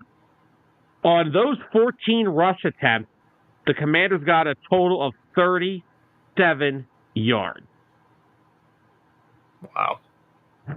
And you remember the 4th and 2 stop? Don't forget the 3rd and 2 stop before that, when Brian Robinson ran into that giant wall of a man known as Jordan Davis. So for people that say Jordan Davis has no value to this team, you're lying to yourself. Yeah. You're crazy. All right. Was he worth the 13th overall pick? That's still to be determined. But don't tell me he's not making an impact on this football team. As far as the impact down in the trenches and being able to slow the run down and stop the run, I think that's worth the 13th overall pick. Yeah, and then if you're concerned on passing down, look at Maro Jama, who they took in that same draft with the 7th round. He's got one of the best pass rush win rates in terms of interior defensive linemen. Mm-hmm. Exactly. I mean, who else is Josh? Throw Milton Williams out there too. Milton Williams. What about Josh Sweat? 6 sacks in 7 games. Yeah, he really turned it on. Like early in the year, we were like, "Wow, this Josh Sweat is the same one carrying over from last year." But again, what did we say after the bye week? Everything just seemed to go better for everybody. Everyone that looks like Embiid is cool. Oh, is the big baby going to play? Oh, he was doubtful with an illness tonight. Oh man, was it philyitis? No, it's called. I'm going against the Miami Heat defense. I don't want to deal with it. Oh, they play the Heat tonight. Congratulations on your win. I don't know about that. No, I do. Don't talk to me about the Heat this year. Matt, you're right. And again, we talked about this for years, right? If you're going to put a defense that's based off of one of the best defensive minds in football, I don't want to have a disciple running it. I want the head architect running it. And Vic Fangio is taking this. Don't get me wrong. We had a great defense in 2022. John DeGan did a good job. Yep. Here, on the other hand, no, we're not going to talk about that. But what this defense has done over this past 6 games is remarkable. Oh, yeah. Sorry, Anthony. We don't care who gets the touchdowns. We just care if we score them. Also, real quick, listen to this one. According to PFF, only 19 cornerbacks have played 350-plus coverage snaps this season, including A.J. Terrell, Terrion Arnold, Christian Gonzalez, Derek Stingley, etc. Only one of those 19 quarterbacks has not surrendered a touchdown in 2024. I'm sure you can name who. Darius Slay. Shut up. I know who it is. Look, I know what we said about. What about Darius Slay? He's playing so. We came into the year good football, and we said, "All right, Darius Slay is going to be the one. Who's going to be the 2?" I'll be honest. I think that we got one guy playing as the 1 now, and the other guy is just a really good number 2. And I'm okay with that. I'm okay with that too. I am more than okay with that. This team and this defense is playing lights out right now. That's all that matters at the end of the day. This team is playing lights out defense. They are dominating since the bye week. Vic Fangio has got this team rolling. They're not just playing well. They are rolling. Yeah. And also, now I wanted to bring up something about A.J. Brown. Hey, remember all those radio shows and so quote-unquote analysts saying this whole A.J. Brown outburst on the sideline stuff is getting out of control? I'm not noticing that this year. And they were winning last year, too. Yeah. It's almost like there was a certain coach here that was the problem.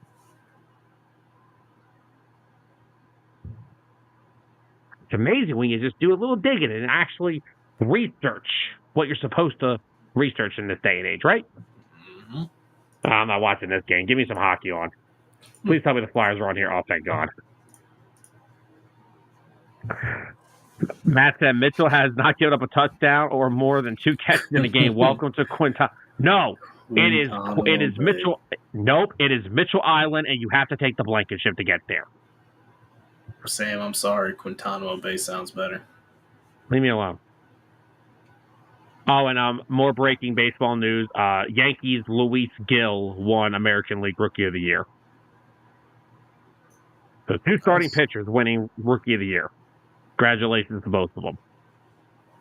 And like we said, I got some things to talk about at the end of the show, so stay tuned for that. Of course, anybody who missed the Facebook announcement, I'll talk about it later on in the show. But any more thoughts on the Eagles before we move on to the rest of this weekly recap? I think that's about it for now. I mean, just playing great football. They have an identity both offensively and defensively. Yep. Yes, we would love to see this team put up, 20 points in the first half. Just we're not going to see that. We're not going to see them putting up 20 points in the first half. All right, as long as they can not look god awful in the first half, they can stay in the game. Defense keeps them in the game. Once the defense starts to get tired, guess who starts to turn up a little bit? Saquon Barkley, one of the best second half rushers in the league. And that's been the Philadelphia offense's identity. Get out of my Bring chat, back Matt. Bradbury. Matt. Get out of my chat. Goodbye. I forgot he was on the team. Is he even still here? I think Fangio forgot he's on the team, too. Bradbury's just knocking on his door. He's like, hey, coach, I'm cleared to play. Go away. Who are you? Shows him the Bucs tape from last playoff. No, you're not. Oh, no. No, he'll just put him in a tackling drill first practice, and then if he loses, he's getting benched.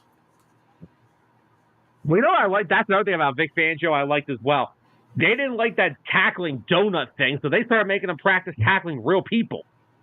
Like, they had a real person out there being a practice dummy for tackling, and I loved it, because how do you tackle like that donut thing and think that's a person? Yeah. All right, let's move on to the rest of our weekly recap, and then we'll wrap up the show with the AP Top 25. Let's start off. How about those Jets? We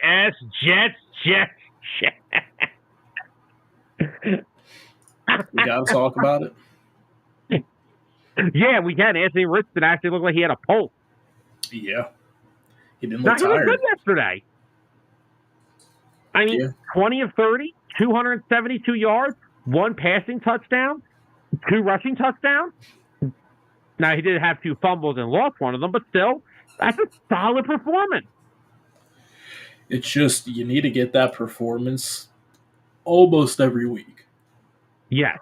You can't follow that up with, 15 for, 30 or something like that. For, 150 yards. Yeah, absolutely great. But, them Jets. And now there's a rumor circulating that there's a potential of no Rodgers coming back next year. Yeah. Rodgers still wants to play, but he doesn't know if he wants to be with the Jets. That would be the best thing for the Jets. I think that's the best thing for the Jets and maybe Aaron Rodgers' career. Yeah, right. I mean, Aaron Rodgers, he's not as mobile. He can still throw the football. He's not at that. He didn't hit that wall yet where he can't throw, and he just has a noodle arm. I'm not watching Peyton in his final year with him. He's still got the arm talent. The Jets are just so broken and dysfunctional, and neither of them are going to help each other and benefit each other.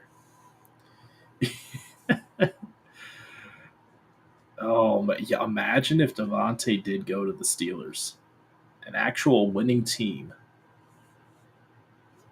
Matt, let's be real about something. If we match up in the playoff, this is really the matchup of 2 of the biggest underachieving programs over the past decade, because neither of them are done. Yeah. But no, it'll be a very good matchup. I'm excited for it. Last week they had us matched up with Ole Miss, and I think Ole Miss would destroy Penn State. Ole Miss is good. They got a good defense. But, Penn State's got a good defense, too. They do have a good defense. It's just, can James Franklin coach around a good team? Yeah. But, yeah, honestly, I'm going with Bill Gould. If I'm Devontae Adams, every week after we walk in the locker room, I'm saying to him, dude, you made me come to this shit. I could have stayed in Vegas. I could have been on the strip on IR with a hamstring injury. You got me doing this crap, and it's cold out here. Screw this. I'm out. And you know what's crazy? The only thing that changed with firing Robert Saleh was their defense got worse. Yeah, right. Their offense didn't get better. Oh. They didn't start winning more games. Their defense just got worse. They haven't won a game since, have they? I don't know if they did. Maybe one, but I don't really know if they did or not. Because they're only 3-8, so I'm trying to think. Matt, I will say one thing. I am not a big James Franklin guy. You've known this for years. I will always give him a lot of praise for him pulling this program out back from the dead. Because Bill O'Brien can only do so much for those 2 years because of how limited we were. But Franklin brought it back. So as much as I can't stand him, there ain't many better options out there at this point. But let's move on to another very exciting game yesterday. How about the Pittsburgh Steelers? Now remember, we talked about this being that stretch for the Steelers where we were going to be concerned. Well, they shut down the Ravens offense and won 18-16 and have a stranglehold on the AFC North, Tyler. Yeah. They kind of took over the driver's seat like the Eagles did with the Commanders. They're looking very comfortable in their division right now. I mean, let me pull up some of the stats from that game. I mean, I'm not going to sit here and act like it was an exciting game because it was very defensive heavy. Not a whole lot of offense going on. Lamar threw for 207, a touchdown, interception. Russ threw for 205, an interception, no passing touchdown. Derrick Henry had 65 yards on the ground. Najee Harris actually had 63 yards on the ground, which is a high for him. The Steelers didn't score a touchdown yesterday. Oh, you're right. Oh, my gosh. It was just the Chris Boswell machine. Whoever had Chris Boswell yesterday, I hate you. The Chris Boswell machine, man. That's true. But no, and now, Matt, this goes back to what we were just talking about earlier with Vic Fangio, right? What did I say about Vic Fangio to you all weekend, Tyler? He took Jaden Daniels' escapability from the pocket and kept him in there, right? But that's what Mike Tomlin does to Lamar. He takes the design run plays away from them. Yeah. He makes Lamar sit back there all day. And he said, you are not running. You're going to sit back here, and we are going to literally we're going to hit you as many times as we can. Yeah. So can we finally give Tomlin the respect and credit that he deserves?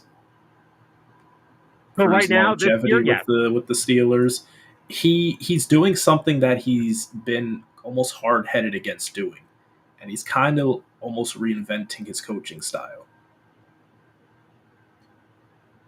He realized that he was just kind of treading water with what he was doing before. You know, you don't got Ben Roethlisberger anymore. All right, you don't have AB before Vontaze Burfict hitting him. You don't have Juju Smith-Schuster before he found TikTok and installed it. But Bill said that he had Boswell and the Pittsburgh defense. Oh, wow. Man. But you know what? And here's the other thing. Well, first of all, let me say one thing. The play didn't work because of that last drive, the Fields play. That was the most creative thing I've seen Tomlin do his whole career.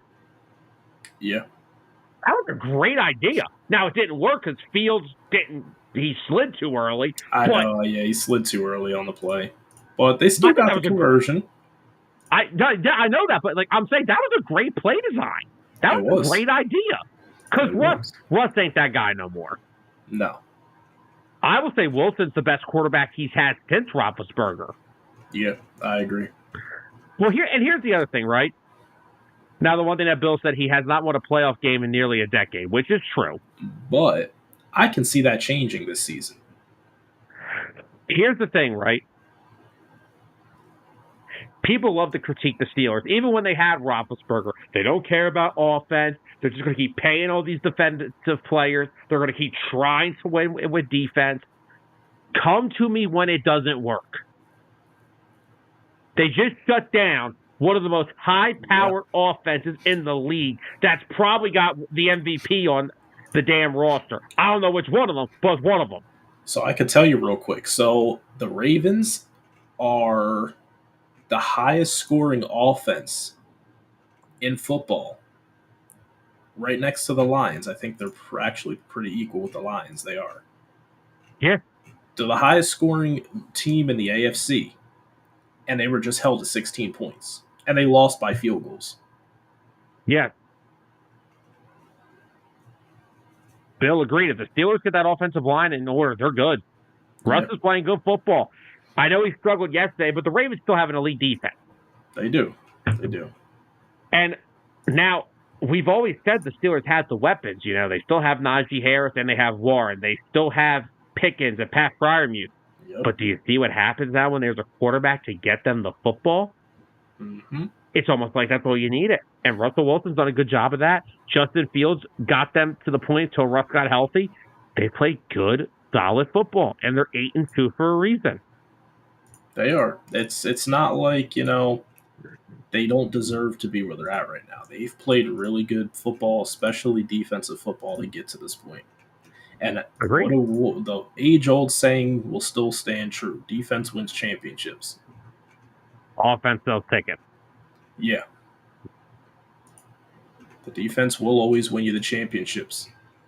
Because guess what? Going back to that Eagles in 2022 against the Chiefs, if there was that fumble never happened and recovered for a touchdown, the Eagles might have won that Super Bowl. That defense made a crucial point in that game. I don't want to talk about it, okay, buddy? Hey, Sam, you got to talk about it to make yourself feel better about it. How the hell am I supposed to make myself feel better about that? By talking about it. No! And nobody want to talk about that garbage? Something I just realized, Cordell Patterson is on the Steelers. I did see that. I did see that yesterday. I forgot he was there. He had 1 carry for 0 yards. Good job. Next up, they don't do anything spectacular. They're just a solid, well-coached team. Yeah. They come play. I think they can at least get a first-round win. I'm not saying they are making it all the way to the conference championship. No one's saying that. Winning their first-round opponent, I think they can do that.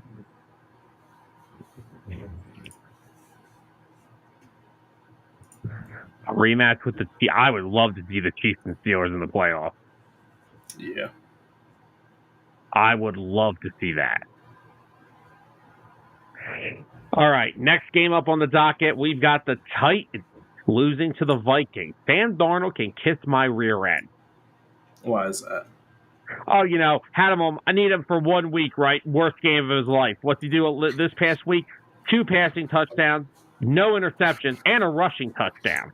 Sam, I got to ask you a question. Did you start Jordan Love yesterday? Yes, I did. Why? Why not?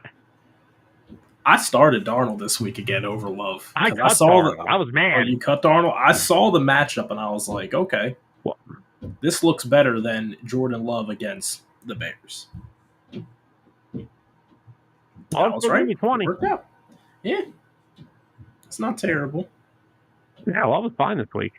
But yeah, Vikings, Brian Flores and that defense, 5 sacks, a takeaway. Brian Flores has got that Vikings defense playing really good football. Yeah. All right. Next one up. How about the Saints, Tyler? Winners of 2 in a row. They defeat the Browns 35-14 yesterday. Wow. The Saints are alive. And they're actually, aren't they 2-0 under their interim head coach now? Yes. Do you see Taysom Hill's numbers yesterday? Oh, dude, I don't want to talk about it, man. The one good game Taysom Hill will have his whole season, and then we'll go back to just doing barely anything Swiss Army knife. Barely do anything Swiss Army knife. All right, then we'll move on. Lions and Jags, anybody? Any thoughts on that one? Lions and Jags. What thoughts aside from Amon-Ra St. Brown almost beating me single-handedly in fantasy football. The fact that Doug Pearson still has a job and it's 7:16 at night. Yeah, I honestly thought that would have been the game that he got the boot after. But hey, who knows? Maybe tomorrow we'll get the news. Because I'm just looking at it and I'm like, that's a terrible loss. I get the Lions are a good team. You can't lose by that much and expect to keep your job. Like, at some point, you got to fire him during the season.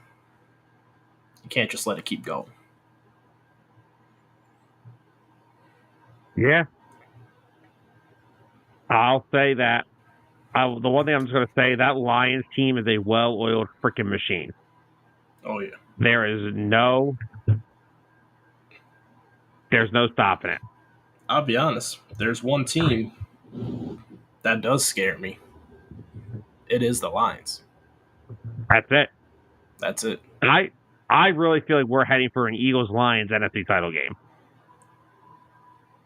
If these two teams continue to play like this. Yep. Because the Lions, Jared Goff, by the way, talk about a Dr. Jekyll, Mr. Hyde 2 weeks. Last week throws 5 interceptions. This week has a 158 pass rating and 4 touchdowns and no interceptions. Hey, short-term memory. Don't dwell on it. That's the definition of short-term memory. That's the definition of short-term memory.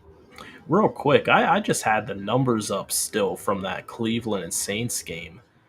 And I just happened to glance at Winston's numbers. 30 for 46, 395 yards, and 2 touchdowns. That's insane. And they only scored 14 points. How? Zolt, if the Eagles and Lions play in the NFC title, take the over. Watch, it's a 14-10 defensive juggernaut game. I can see that too. Yeah, honestly, Tyler, I saw this too. How did Winston have this good of a game, but they only scored 14? The math isn't mathing. That's all. Math is not mathing. Math does not math a lot. And they didn't lose any fumbles. They didn't throw any interceptions. How did they lose by 21? How? Yeah. How did they lose by 21? I don't know. Taysom Hill, that's how. Yeah, basically. All right. Speaking of, you brought Jordan Love up about fantasy football. The Packers survived the Bears 20-19.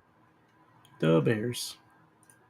Tyler, also as we talk about this game, the Bears did announce earlier last week that they fired offensive coordinator Shane Waldron. Tyler, do you think that will help Caleb Williams at all? This year, at least? I think it already helped Caleb Williams. Did it? He looked a lot more efficient out there. The offense was moving. I mean, Caleb Williams, 23 for 31, 231 yards, no passing touchdowns, no interceptions. They ran the ball well. DeAndre Swift carried the ball 14 times for 71. Caleb scrambled around a little bit for 70 yards himself. Well, something you weren't seeing from him earlier on. And guess what? They got probably what their top 2 receivers are in the game. Actually, let's just say all 4 of the receivers they got in the game. Rome Odunze, 6 catches, 68 yards. DJ Moore, 7 catches, 62 yards. Cole Kmet, 3 catches for 42. Keenan Allen, 4 for 41. I mean, they got contributions from everybody, and the ball was moving. It's a shame that, they lost by that 1 point, and wasn't it a blocked field goal? Yep. The curse of the blocked field goal comes back. Oh man.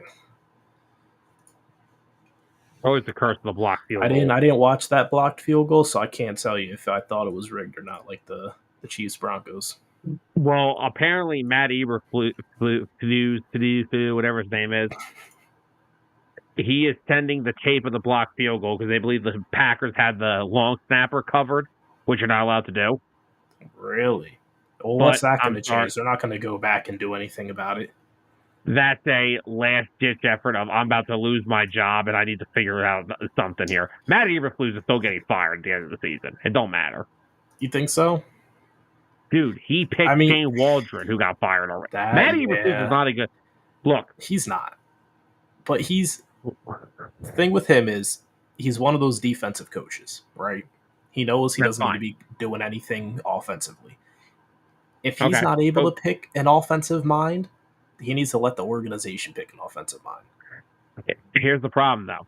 You just took one of the highest touted quarterback prospects in the NFL since Andrew Luck. Do we agree with that? The only thing you have to worry about over the next 3+ years is developing him. Oh my gosh. Sam, I You know who need. they're going to get. I They're know going to who go they're going to after. get. They're going to fire him and go after Cliff Kingsbury. I'm telling you. Nope. They're going to get Belichick. My God. Now, the most Bears thing would be is to hire a soon-to-be-fired Doug Peterson. I don't think, dude. If it's their last option, I could see it. But even you, Cliff Kingsbury, if he's up for another head coaching gig, I mean, you saw. I mean, Caleb Williams, I think, has a higher ceiling than Kyler Murray, but coming into the league, I think they're kind of the same player, mobile, make plays with their legs. And what about Kingsbury did get a lot of good years early out of Kyler. Why don't we go call the guy that coached Caleb in college? Why not give Lincoln Riley the call? Would he want to come to the NFL? I don't know if he would want to. If he did, that would probably be the only team that he would go to. Well, he's about to get fired from USC probably, so. Yeah. That's not a good look for the Bears, man. Picking up a coach that's about to get fired from college. Oh, that's not the best look. Yeah. I don't know. I could see Lincoln Riley coming in as an OC. What if they do that? What if they keep Eberflus and they bring in Riley as OC?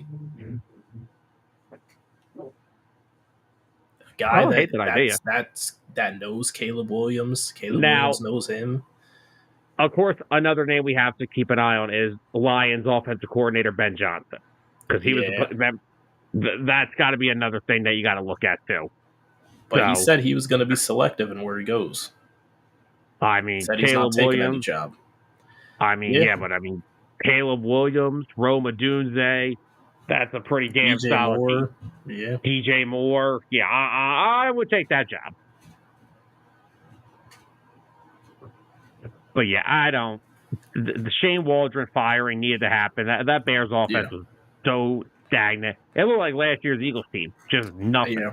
I do feel like the offense did look better without him coaching. They look more, like you said, they look more fluent. Yeah.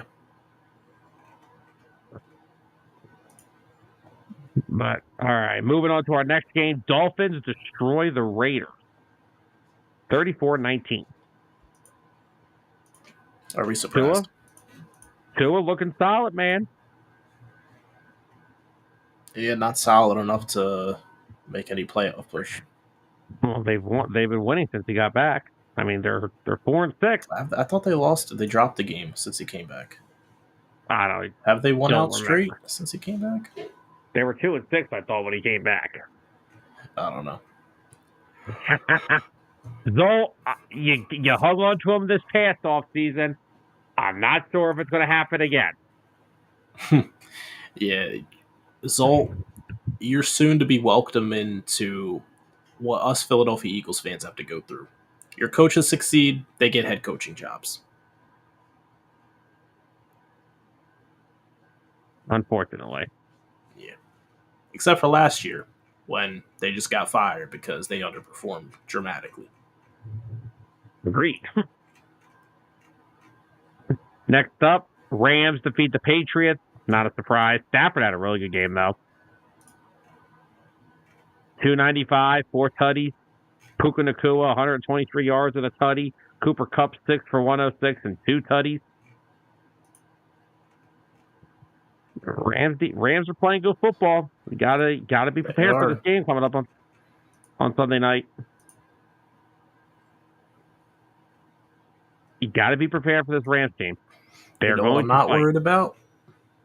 Not worried about them getting the pass rush in. Oh wait! Look who's here! It's the man, the myth, the legend, known as Mr. Georgie. By the way, I've been saving this since the show started. According to Adam Schefter, 49ers quarterback Brock Purdy is day-to-day with shoulder soreness. Nick Bosa has a hip and oblique injury and will be evaluated throughout the week, and George Kittle will probably resume practicing this week. How you doing, George? I waited all freaking show to break that on here. Zolt said we are losing both coordinators this year. Doesn't mean I have to like it. Yeah, Zolt, it's the unfortunate thing about football. Your team has success, you lose coaches.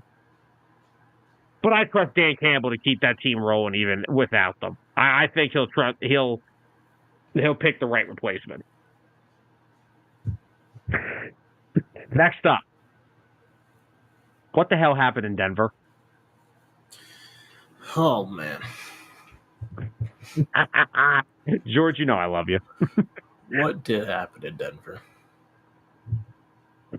Can we start talking about... I know J.D. Daniels is the cream of the crop, right? You know, he's the offensive rookie of the year. He was getting MVP votes. Can we talk about Bo Nix for a second? I think the Broncos found their guy, man. I really think the Broncos found their guy. I think so, too. He's only going to get better. Just yesterday, 28 of 33, 307 yards, 4 passing touchdowns. On the season, 14 touchdowns, 6 interceptions, 2,200 yards, 4 rushing touchdowns. He's not like, I would say he's like Lamar Jackson or Jalen Hurts, but he's almost like Carson Wentz before the injury. He's mobile enough, right? Yeah. And remember, Bo Nix was the worst quarterback in this draft class. Remember that. Everyone said it. But what was the one thing I said? If you let Sean Payton get his hands on him, he may turn him into something. And Bo Nix is playing good football. He is. And the Broncos are honestly playing good football, too. They're a field goal away from being 6-4. Yep. Or no, 7-4 they would be. Yeah, 7-4. My mistake. But yeah, they're playing good football right now. Playing really good football. Mm-hmm. They're still in the hunt for the playoffs, too. Yep. Their defense is playing really good. I mean, Pat Surtain, best corner in the league. Even though there's a guy in Philly that may have something to say about that. He's going to dethrone him. Jonathan Cooper is a young edge rusher who they just gave a big extension to. He's got 6.5 sacks on the season. They're playing really, really, really strong football right now.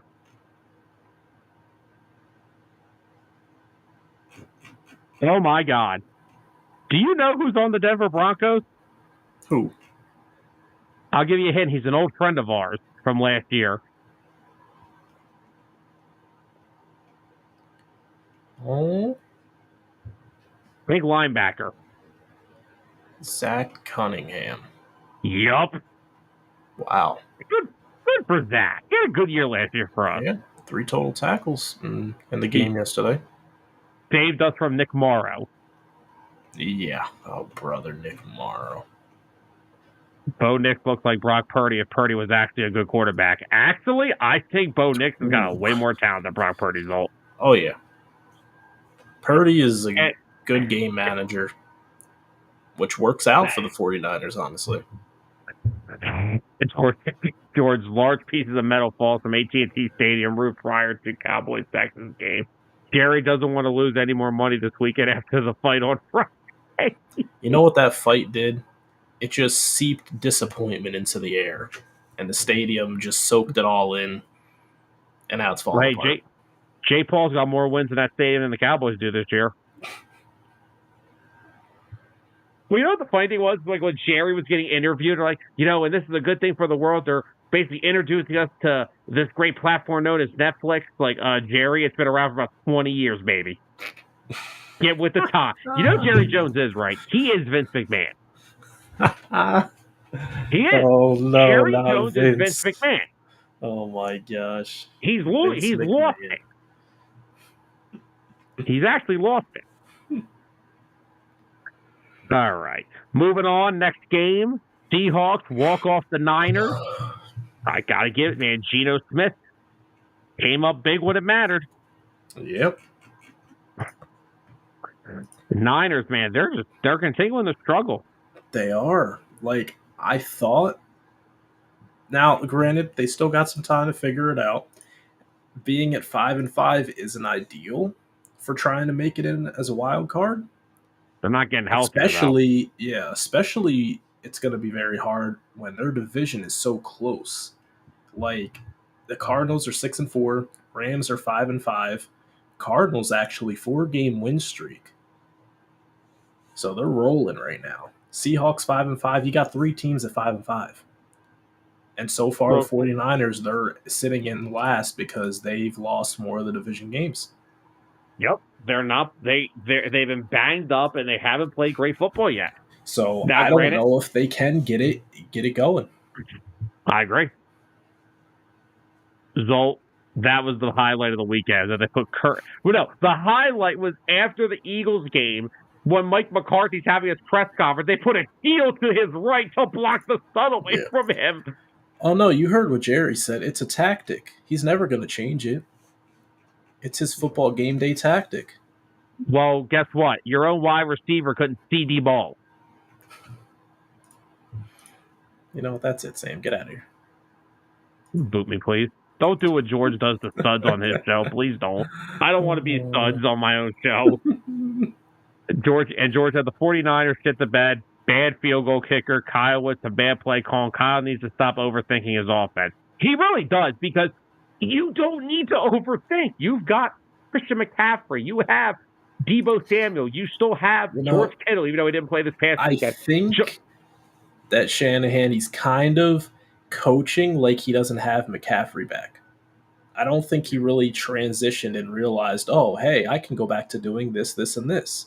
I think he's still trying to coach to, Jordan Mason, that other rookie running back. Yeah. And he's trying to, like George said, overthink himself, overthinking his offense. I agree. He needs to go back to what was working for him last year. Now, granted, you don't have Ayuk, but hey, you still got some other really good weapons. I agree. But I agree with all this. Might be a little too late for them to make anything happen.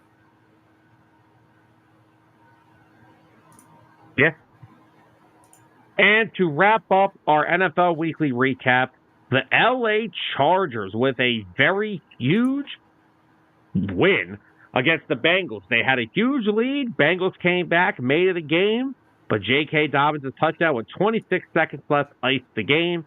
The Bengals fall to 4-7. The Chargers move up to 7-3. Kyler, what are your thoughts on these Chargers, man? They're playing good right now. Chargers are playing great football. And it all starts with, what Harbaugh's doing with the coaching. I mean, 36 total passing attempts from Herbert, 17 completions, 297 yards, 2 touchdowns. Herbert had 65 yards on the ground. J.K. Dobbins had 56 yards on the ground. Gus Edwards added on another 27. Their wide receivers. Yeah. You had Ladd McConkey. Isn't he a rookie? Yeah, baby. McConkey, 6 for 123. Will Disley, their tight end, 4 for 80. That's Quentin your boy Johnson, right there. You've always been a Disley guy. Yeah. Will Disley's always Mr. Reliable. So, I mean, they're just getting really good contributions. They're playing, like, great team football. I don't want to make the comparison, but I kind of want to make the comparison to, like, them finding their identity almost like the Eagles. Now, granted, the Eagles are definitely a better rushing team. Thank you, Saquon Barkley. And offensive line. I agree, Zol.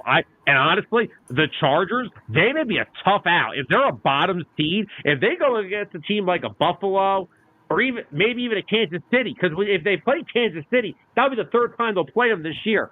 They could be a tough out because if they run the football, their defense is no slouch. Now, look, I know what happened in the second half yesterday. The Bengals do that to everybody. They score, dude. But no, I think a lot of what happened early in the year with the Chargers was Herbert wasn't 100% because of the ankle sprain. I think that was the big thing. So they committed to running the football. They kept Herbert more as like a game manager type, but he was still throwing the deep ball well. But last night, that was the best game I've seen Herbert play. And Herbert had a struggle in the second half too, but led the game-winning drive. He did. Now, on to the other side of things, Cincinnati, they may be the best, worst losing record team in the league. I don't know how is Zach Taylor? You know, people really think that Nick Sirianni's that bad of a coach. If he's getting fired, then Zach Taylor should be getting fired like weeks ago. Mm-hmm. Joe Burrow's having an MVP type season, and they're 4-7. Yep. I don't know what to make of it. They're 1-4 at home. That's terrible. Just real quick. Just really quick. Joe Burrow. 67.2 completion percentage, a 107 passer rating, 3,028 passing yards. And that's 275 yards a game. 27 touchdowns to 4 picks. But what are we doing? That's MVP numbers. But he won't get the votes because of the team's record. What is happening right now? Bengals got a lot of stuff to figure out. A lot of stuff. Cincinnati may be in the market for a new coach. Yep. And there's a lot of guys that'll take that job. Mm-hmm. Joe Burrow, Jamar Chase, T. Higgins. That was a nice little NFL recap. There's a lot of fun games to talk about tonight. Oh, yeah. But now, Tyler, if you would be so kind to pull up that list, because it is that time of the night. It is time for the latest AP Top 25 for college football. You just made the list. I did. Did I? Where am I ranked? I'm 26, aren't I? Oh, damn. I'm right up there with Christian Baptist UNL Citadel. or whatever those made up schools in Alabama. Or whoever Alabama beats every week 2 or 3, you know? Alabama A&M? Shut up. Zolt said real quick, Bengals are that team with a bad record that nobody wants to play against. Don't want to be the team that they figure it out again. That's another thing. What if Bengals sneak in as a bottom seed? You think they still could? They have to get it working this next week. I want to pull up their schedule now and see what their remaining schedule's like. Because we could try to make a case for them. So, all right, let's see. All right, it's not going to be an easy start. They got the Steelers. Oh boy! So they have a bye week, pretty sure, because their next game's December 1st. So yeah, they have a bye week. Coming off the bye, they got Pittsburgh. That's going to be fun. But if they can find a way to upset Pittsburgh and their defense, they go up against the beat up Cowboys, who Dak just got IR'd, so they got nothing going for them. Then they got the Titans. They should beat up on the Titans. Then they have the Browns. Sure. They should beat up on the Browns. Then the Broncos. That'll be a good game, but it's a winnable game for them. And then they end the season against the Steelers. So the Bengals have the chance to shape their own destiny here. If they can win out the rest of those games, with the 2 toughest ones being the Steelers and maybe the Broncos, that's 6 more wins. That'd put them at 10-7. I don't know, 10-7. Do you think they could get a wild card? They would have to. It's going to be tough, but they're going to have to figure it out real quick. Yeah. Real quickly though, see you, Carol. As always, Go Birds. Thank you for Carol. Carol literally just religiously watches us on Monday night, and I love it. I cannot once again. Look, I say it every show. I would just love to say once again how much I love. We both of us love every single one of you guys. We appreciate every single person. Like, we can't say it more and more because, like we said, we do this for, yes, we do this because we love to do it, but we do this for you guys. We want to bring people a voice to be heard. You could be a fan of multiple teams across the world, and national outlets, they don't care about you and your team. If you're not the Chiefs, they don't talk about you. We give the people a voice. We want to be that voice that people come to for sports because we think we call like we see it. Every team, every sport, everything you want to know, we talk about. Yep. And we just want to say how much we love every single one of you guys. But Tyler, are we ready for some AP Top 25? Oh, yeah. We are ready. All right. Hit me with it. At number 1, it's been the same for weeks now. Oregon, 11-0. Oh, they got scary on Saturday. Yeah, they did. But hey, it happens to almost all these teams. Almost all of them. At number 2, we still have Ohio State, with their only loss being against Oregon. They're 9-1. At number 3, we have 9-1 Texas. Okay. At number 4, we have 9-1 Penn State. All those teams are unchanged. The top 5 is unchanged. At number 5, we have 10-0 Indiana. Go Hoosiers. Indiana's good, dude. At number 6, we have Notre Dame moving up 2 spots. They're 9-1, sitting at number 6. At number 7, we got another team creeping up again. Alabama, 8-2. Of course. At number 8, we got Georgia creeping back up after their upset. They're at 8-2. At number 9, we got Ole Miss sitting at 8-2. They moved up a spot after Tennessee lost. Then the little fall from grace, Tennessee is down to number 10. They dropped 4 spots.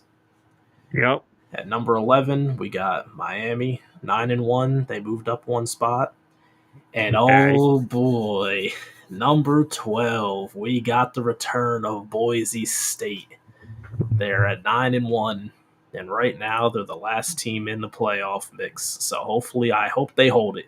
As long as they don't lose any games the rest of the year, they'll hold in the top 12. You just want to see your boy in the playoffs. I need to see him in the playoffs against one of your favorite teams, either Penn State. Hell, Oregon again. I'll watch him run for another 200 yards on Oregon again. Oh,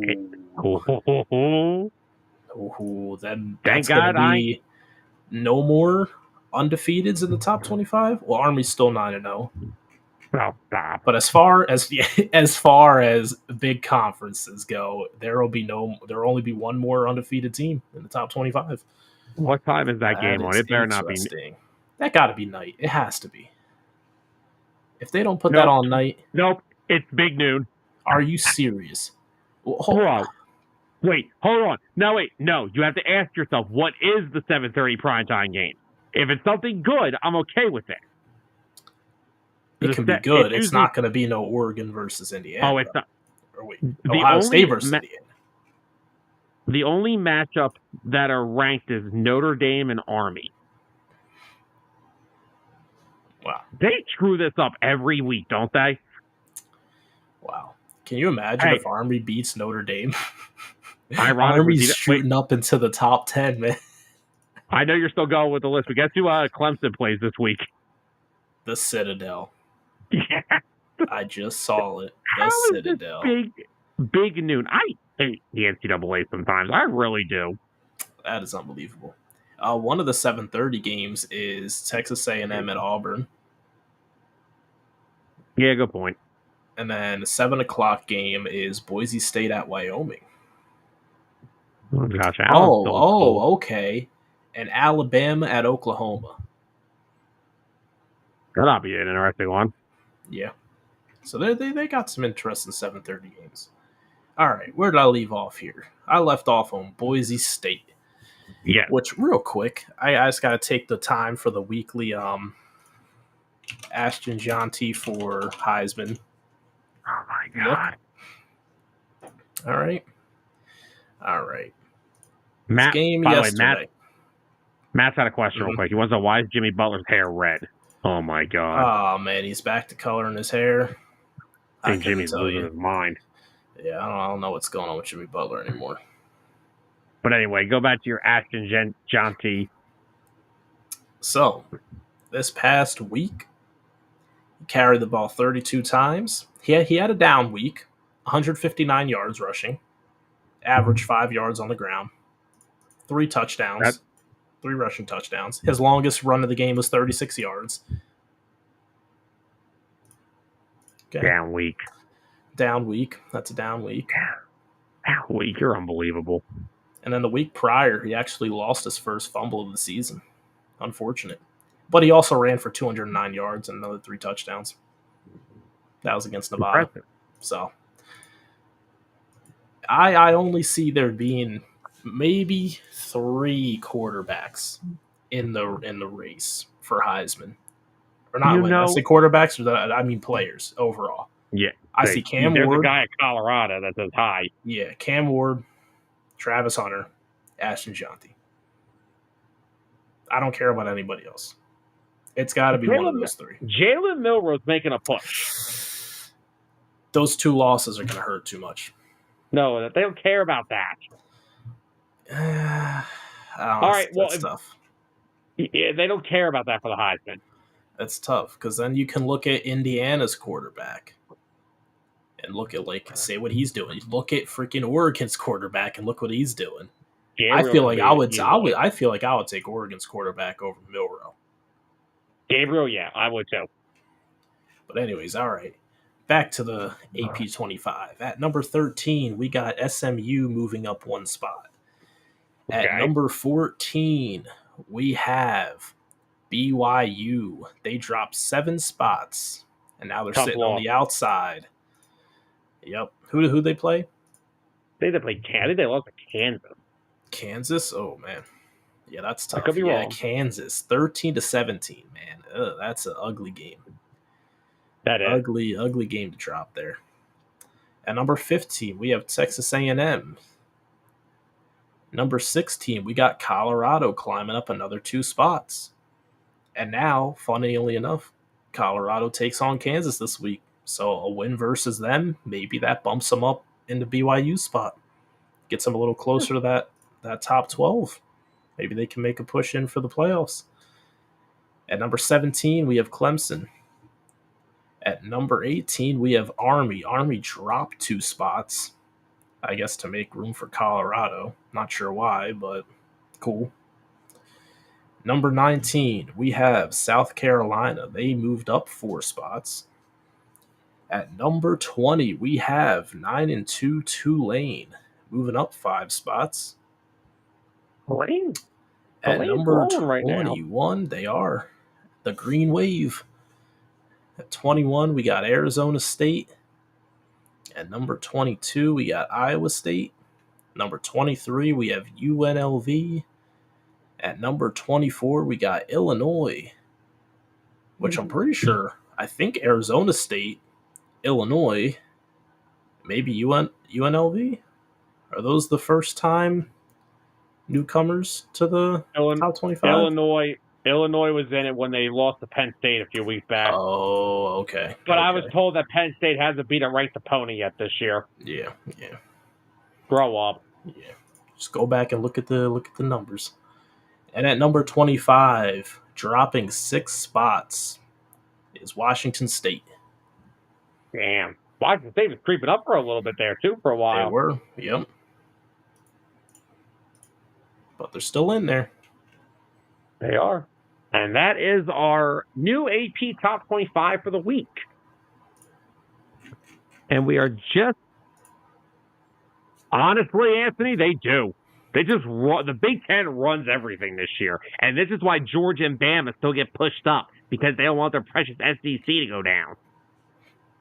You know, I did see someone making a pretty valid point about why all these Big Ten teams are in there and questioning it.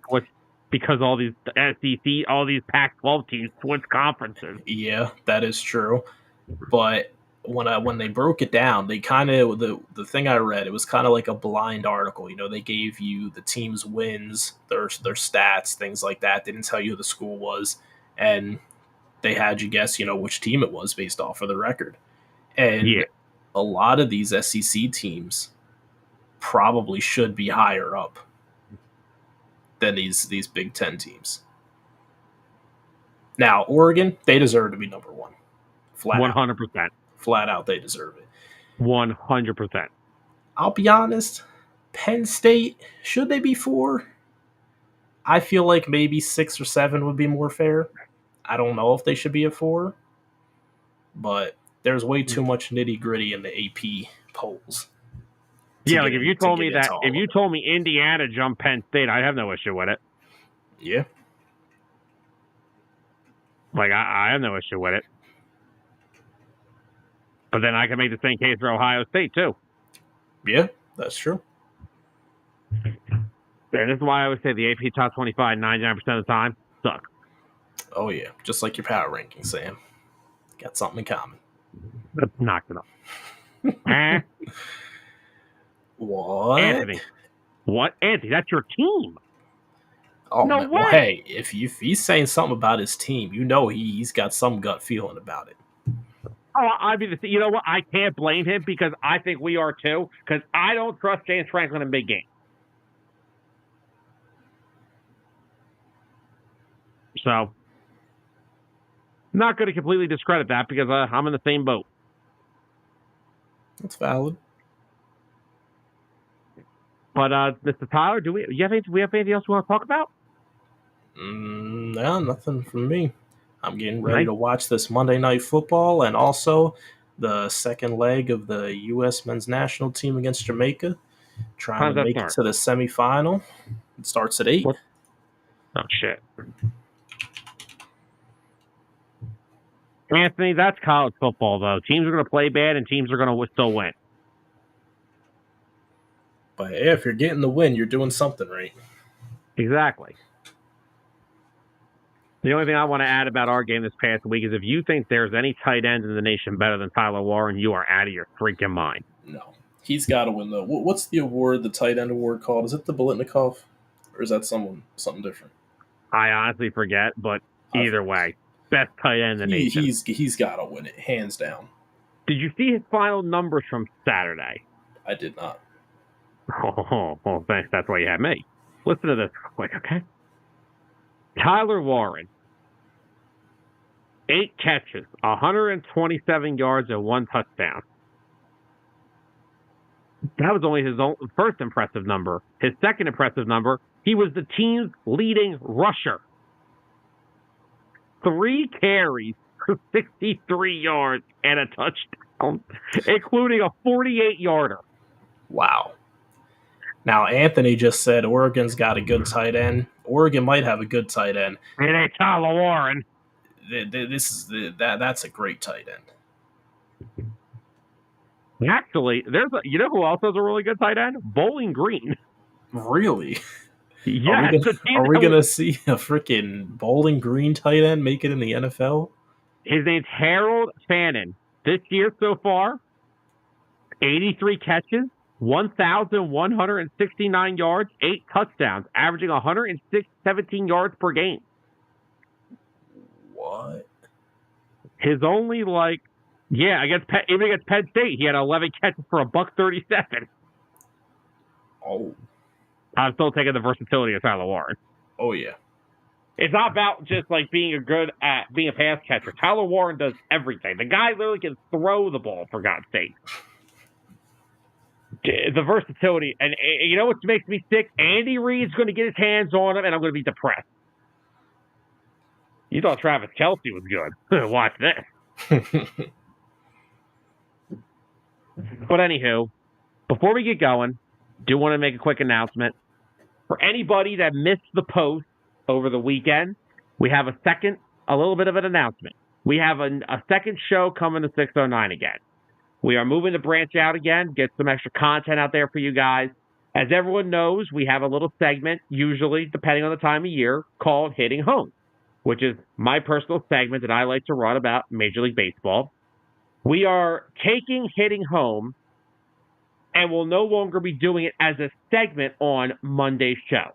But what we will be doing with it is we will be creating and making Hitting Home its own personal show, which will be hosted by me, of course, and whoever would like to guest appear. I know George has done. I've done 2 Hitting Home episodes with George. He's always been a fan. Loves a favorite to come on with me. But yeah, so Hitting Home will no longer be a weekly segment on 609 Sports Talk's main show. It will be its own personal show. So that first, I believe I have the date announced for the very first episode. It will be, let me just make sure I have this right. Yes, it will be Wednesday, December the 11th, which will be the third day into the Major League Baseball winter meeting. That's when all the big signings and all the off-season stuff's going on. So that will be the first episode of Hitting Home, and that will be the debut. Well, it'll be technically the third episode of Hitting Home, but the first of it being its own show. So that's what we have. 609 has brought back its baseball show. Hitting Home debuts December 11th. For anybody who wants to talk some MLB off-season with me that night, I'll be here that Wednesday. Any other words from you, Mr. Adams? Because I'm all sported out. Well, that's about it for me. All right. Well, everyone, once again, thank you all so much for joining us on another fun-filled episode of 609 Sports Talk. Covered a lot again. AP Top 25, NFL recap. We talked boxing for a half hour. Want to thank every single one of you who tuned in with us tonight. Anthony, Zolt, Georgie, Carol, Alyssa, Matt. I want to thank everybody. Dennis. I want to thank everybody that was in the chat with us tonight. Once again, we don't have these shows if it weren't for you guys. You guys are the best fans in the world, and we are glad we get to do this with you guys every Monday, talking our sports, enjoying life, and just having a good old laugh. So thank you all for joining us once again. Have a safe rest of your week. Till next time, go Birds. First place in the NFC East. Oh, yeah. Tyler Warren's the best tight end in football, and the Cowboys are still a laughing stock of the league, and Jake Paul's not a real boxer. For Tyler Adams, I'm Sam Nelson. Good night, everybody.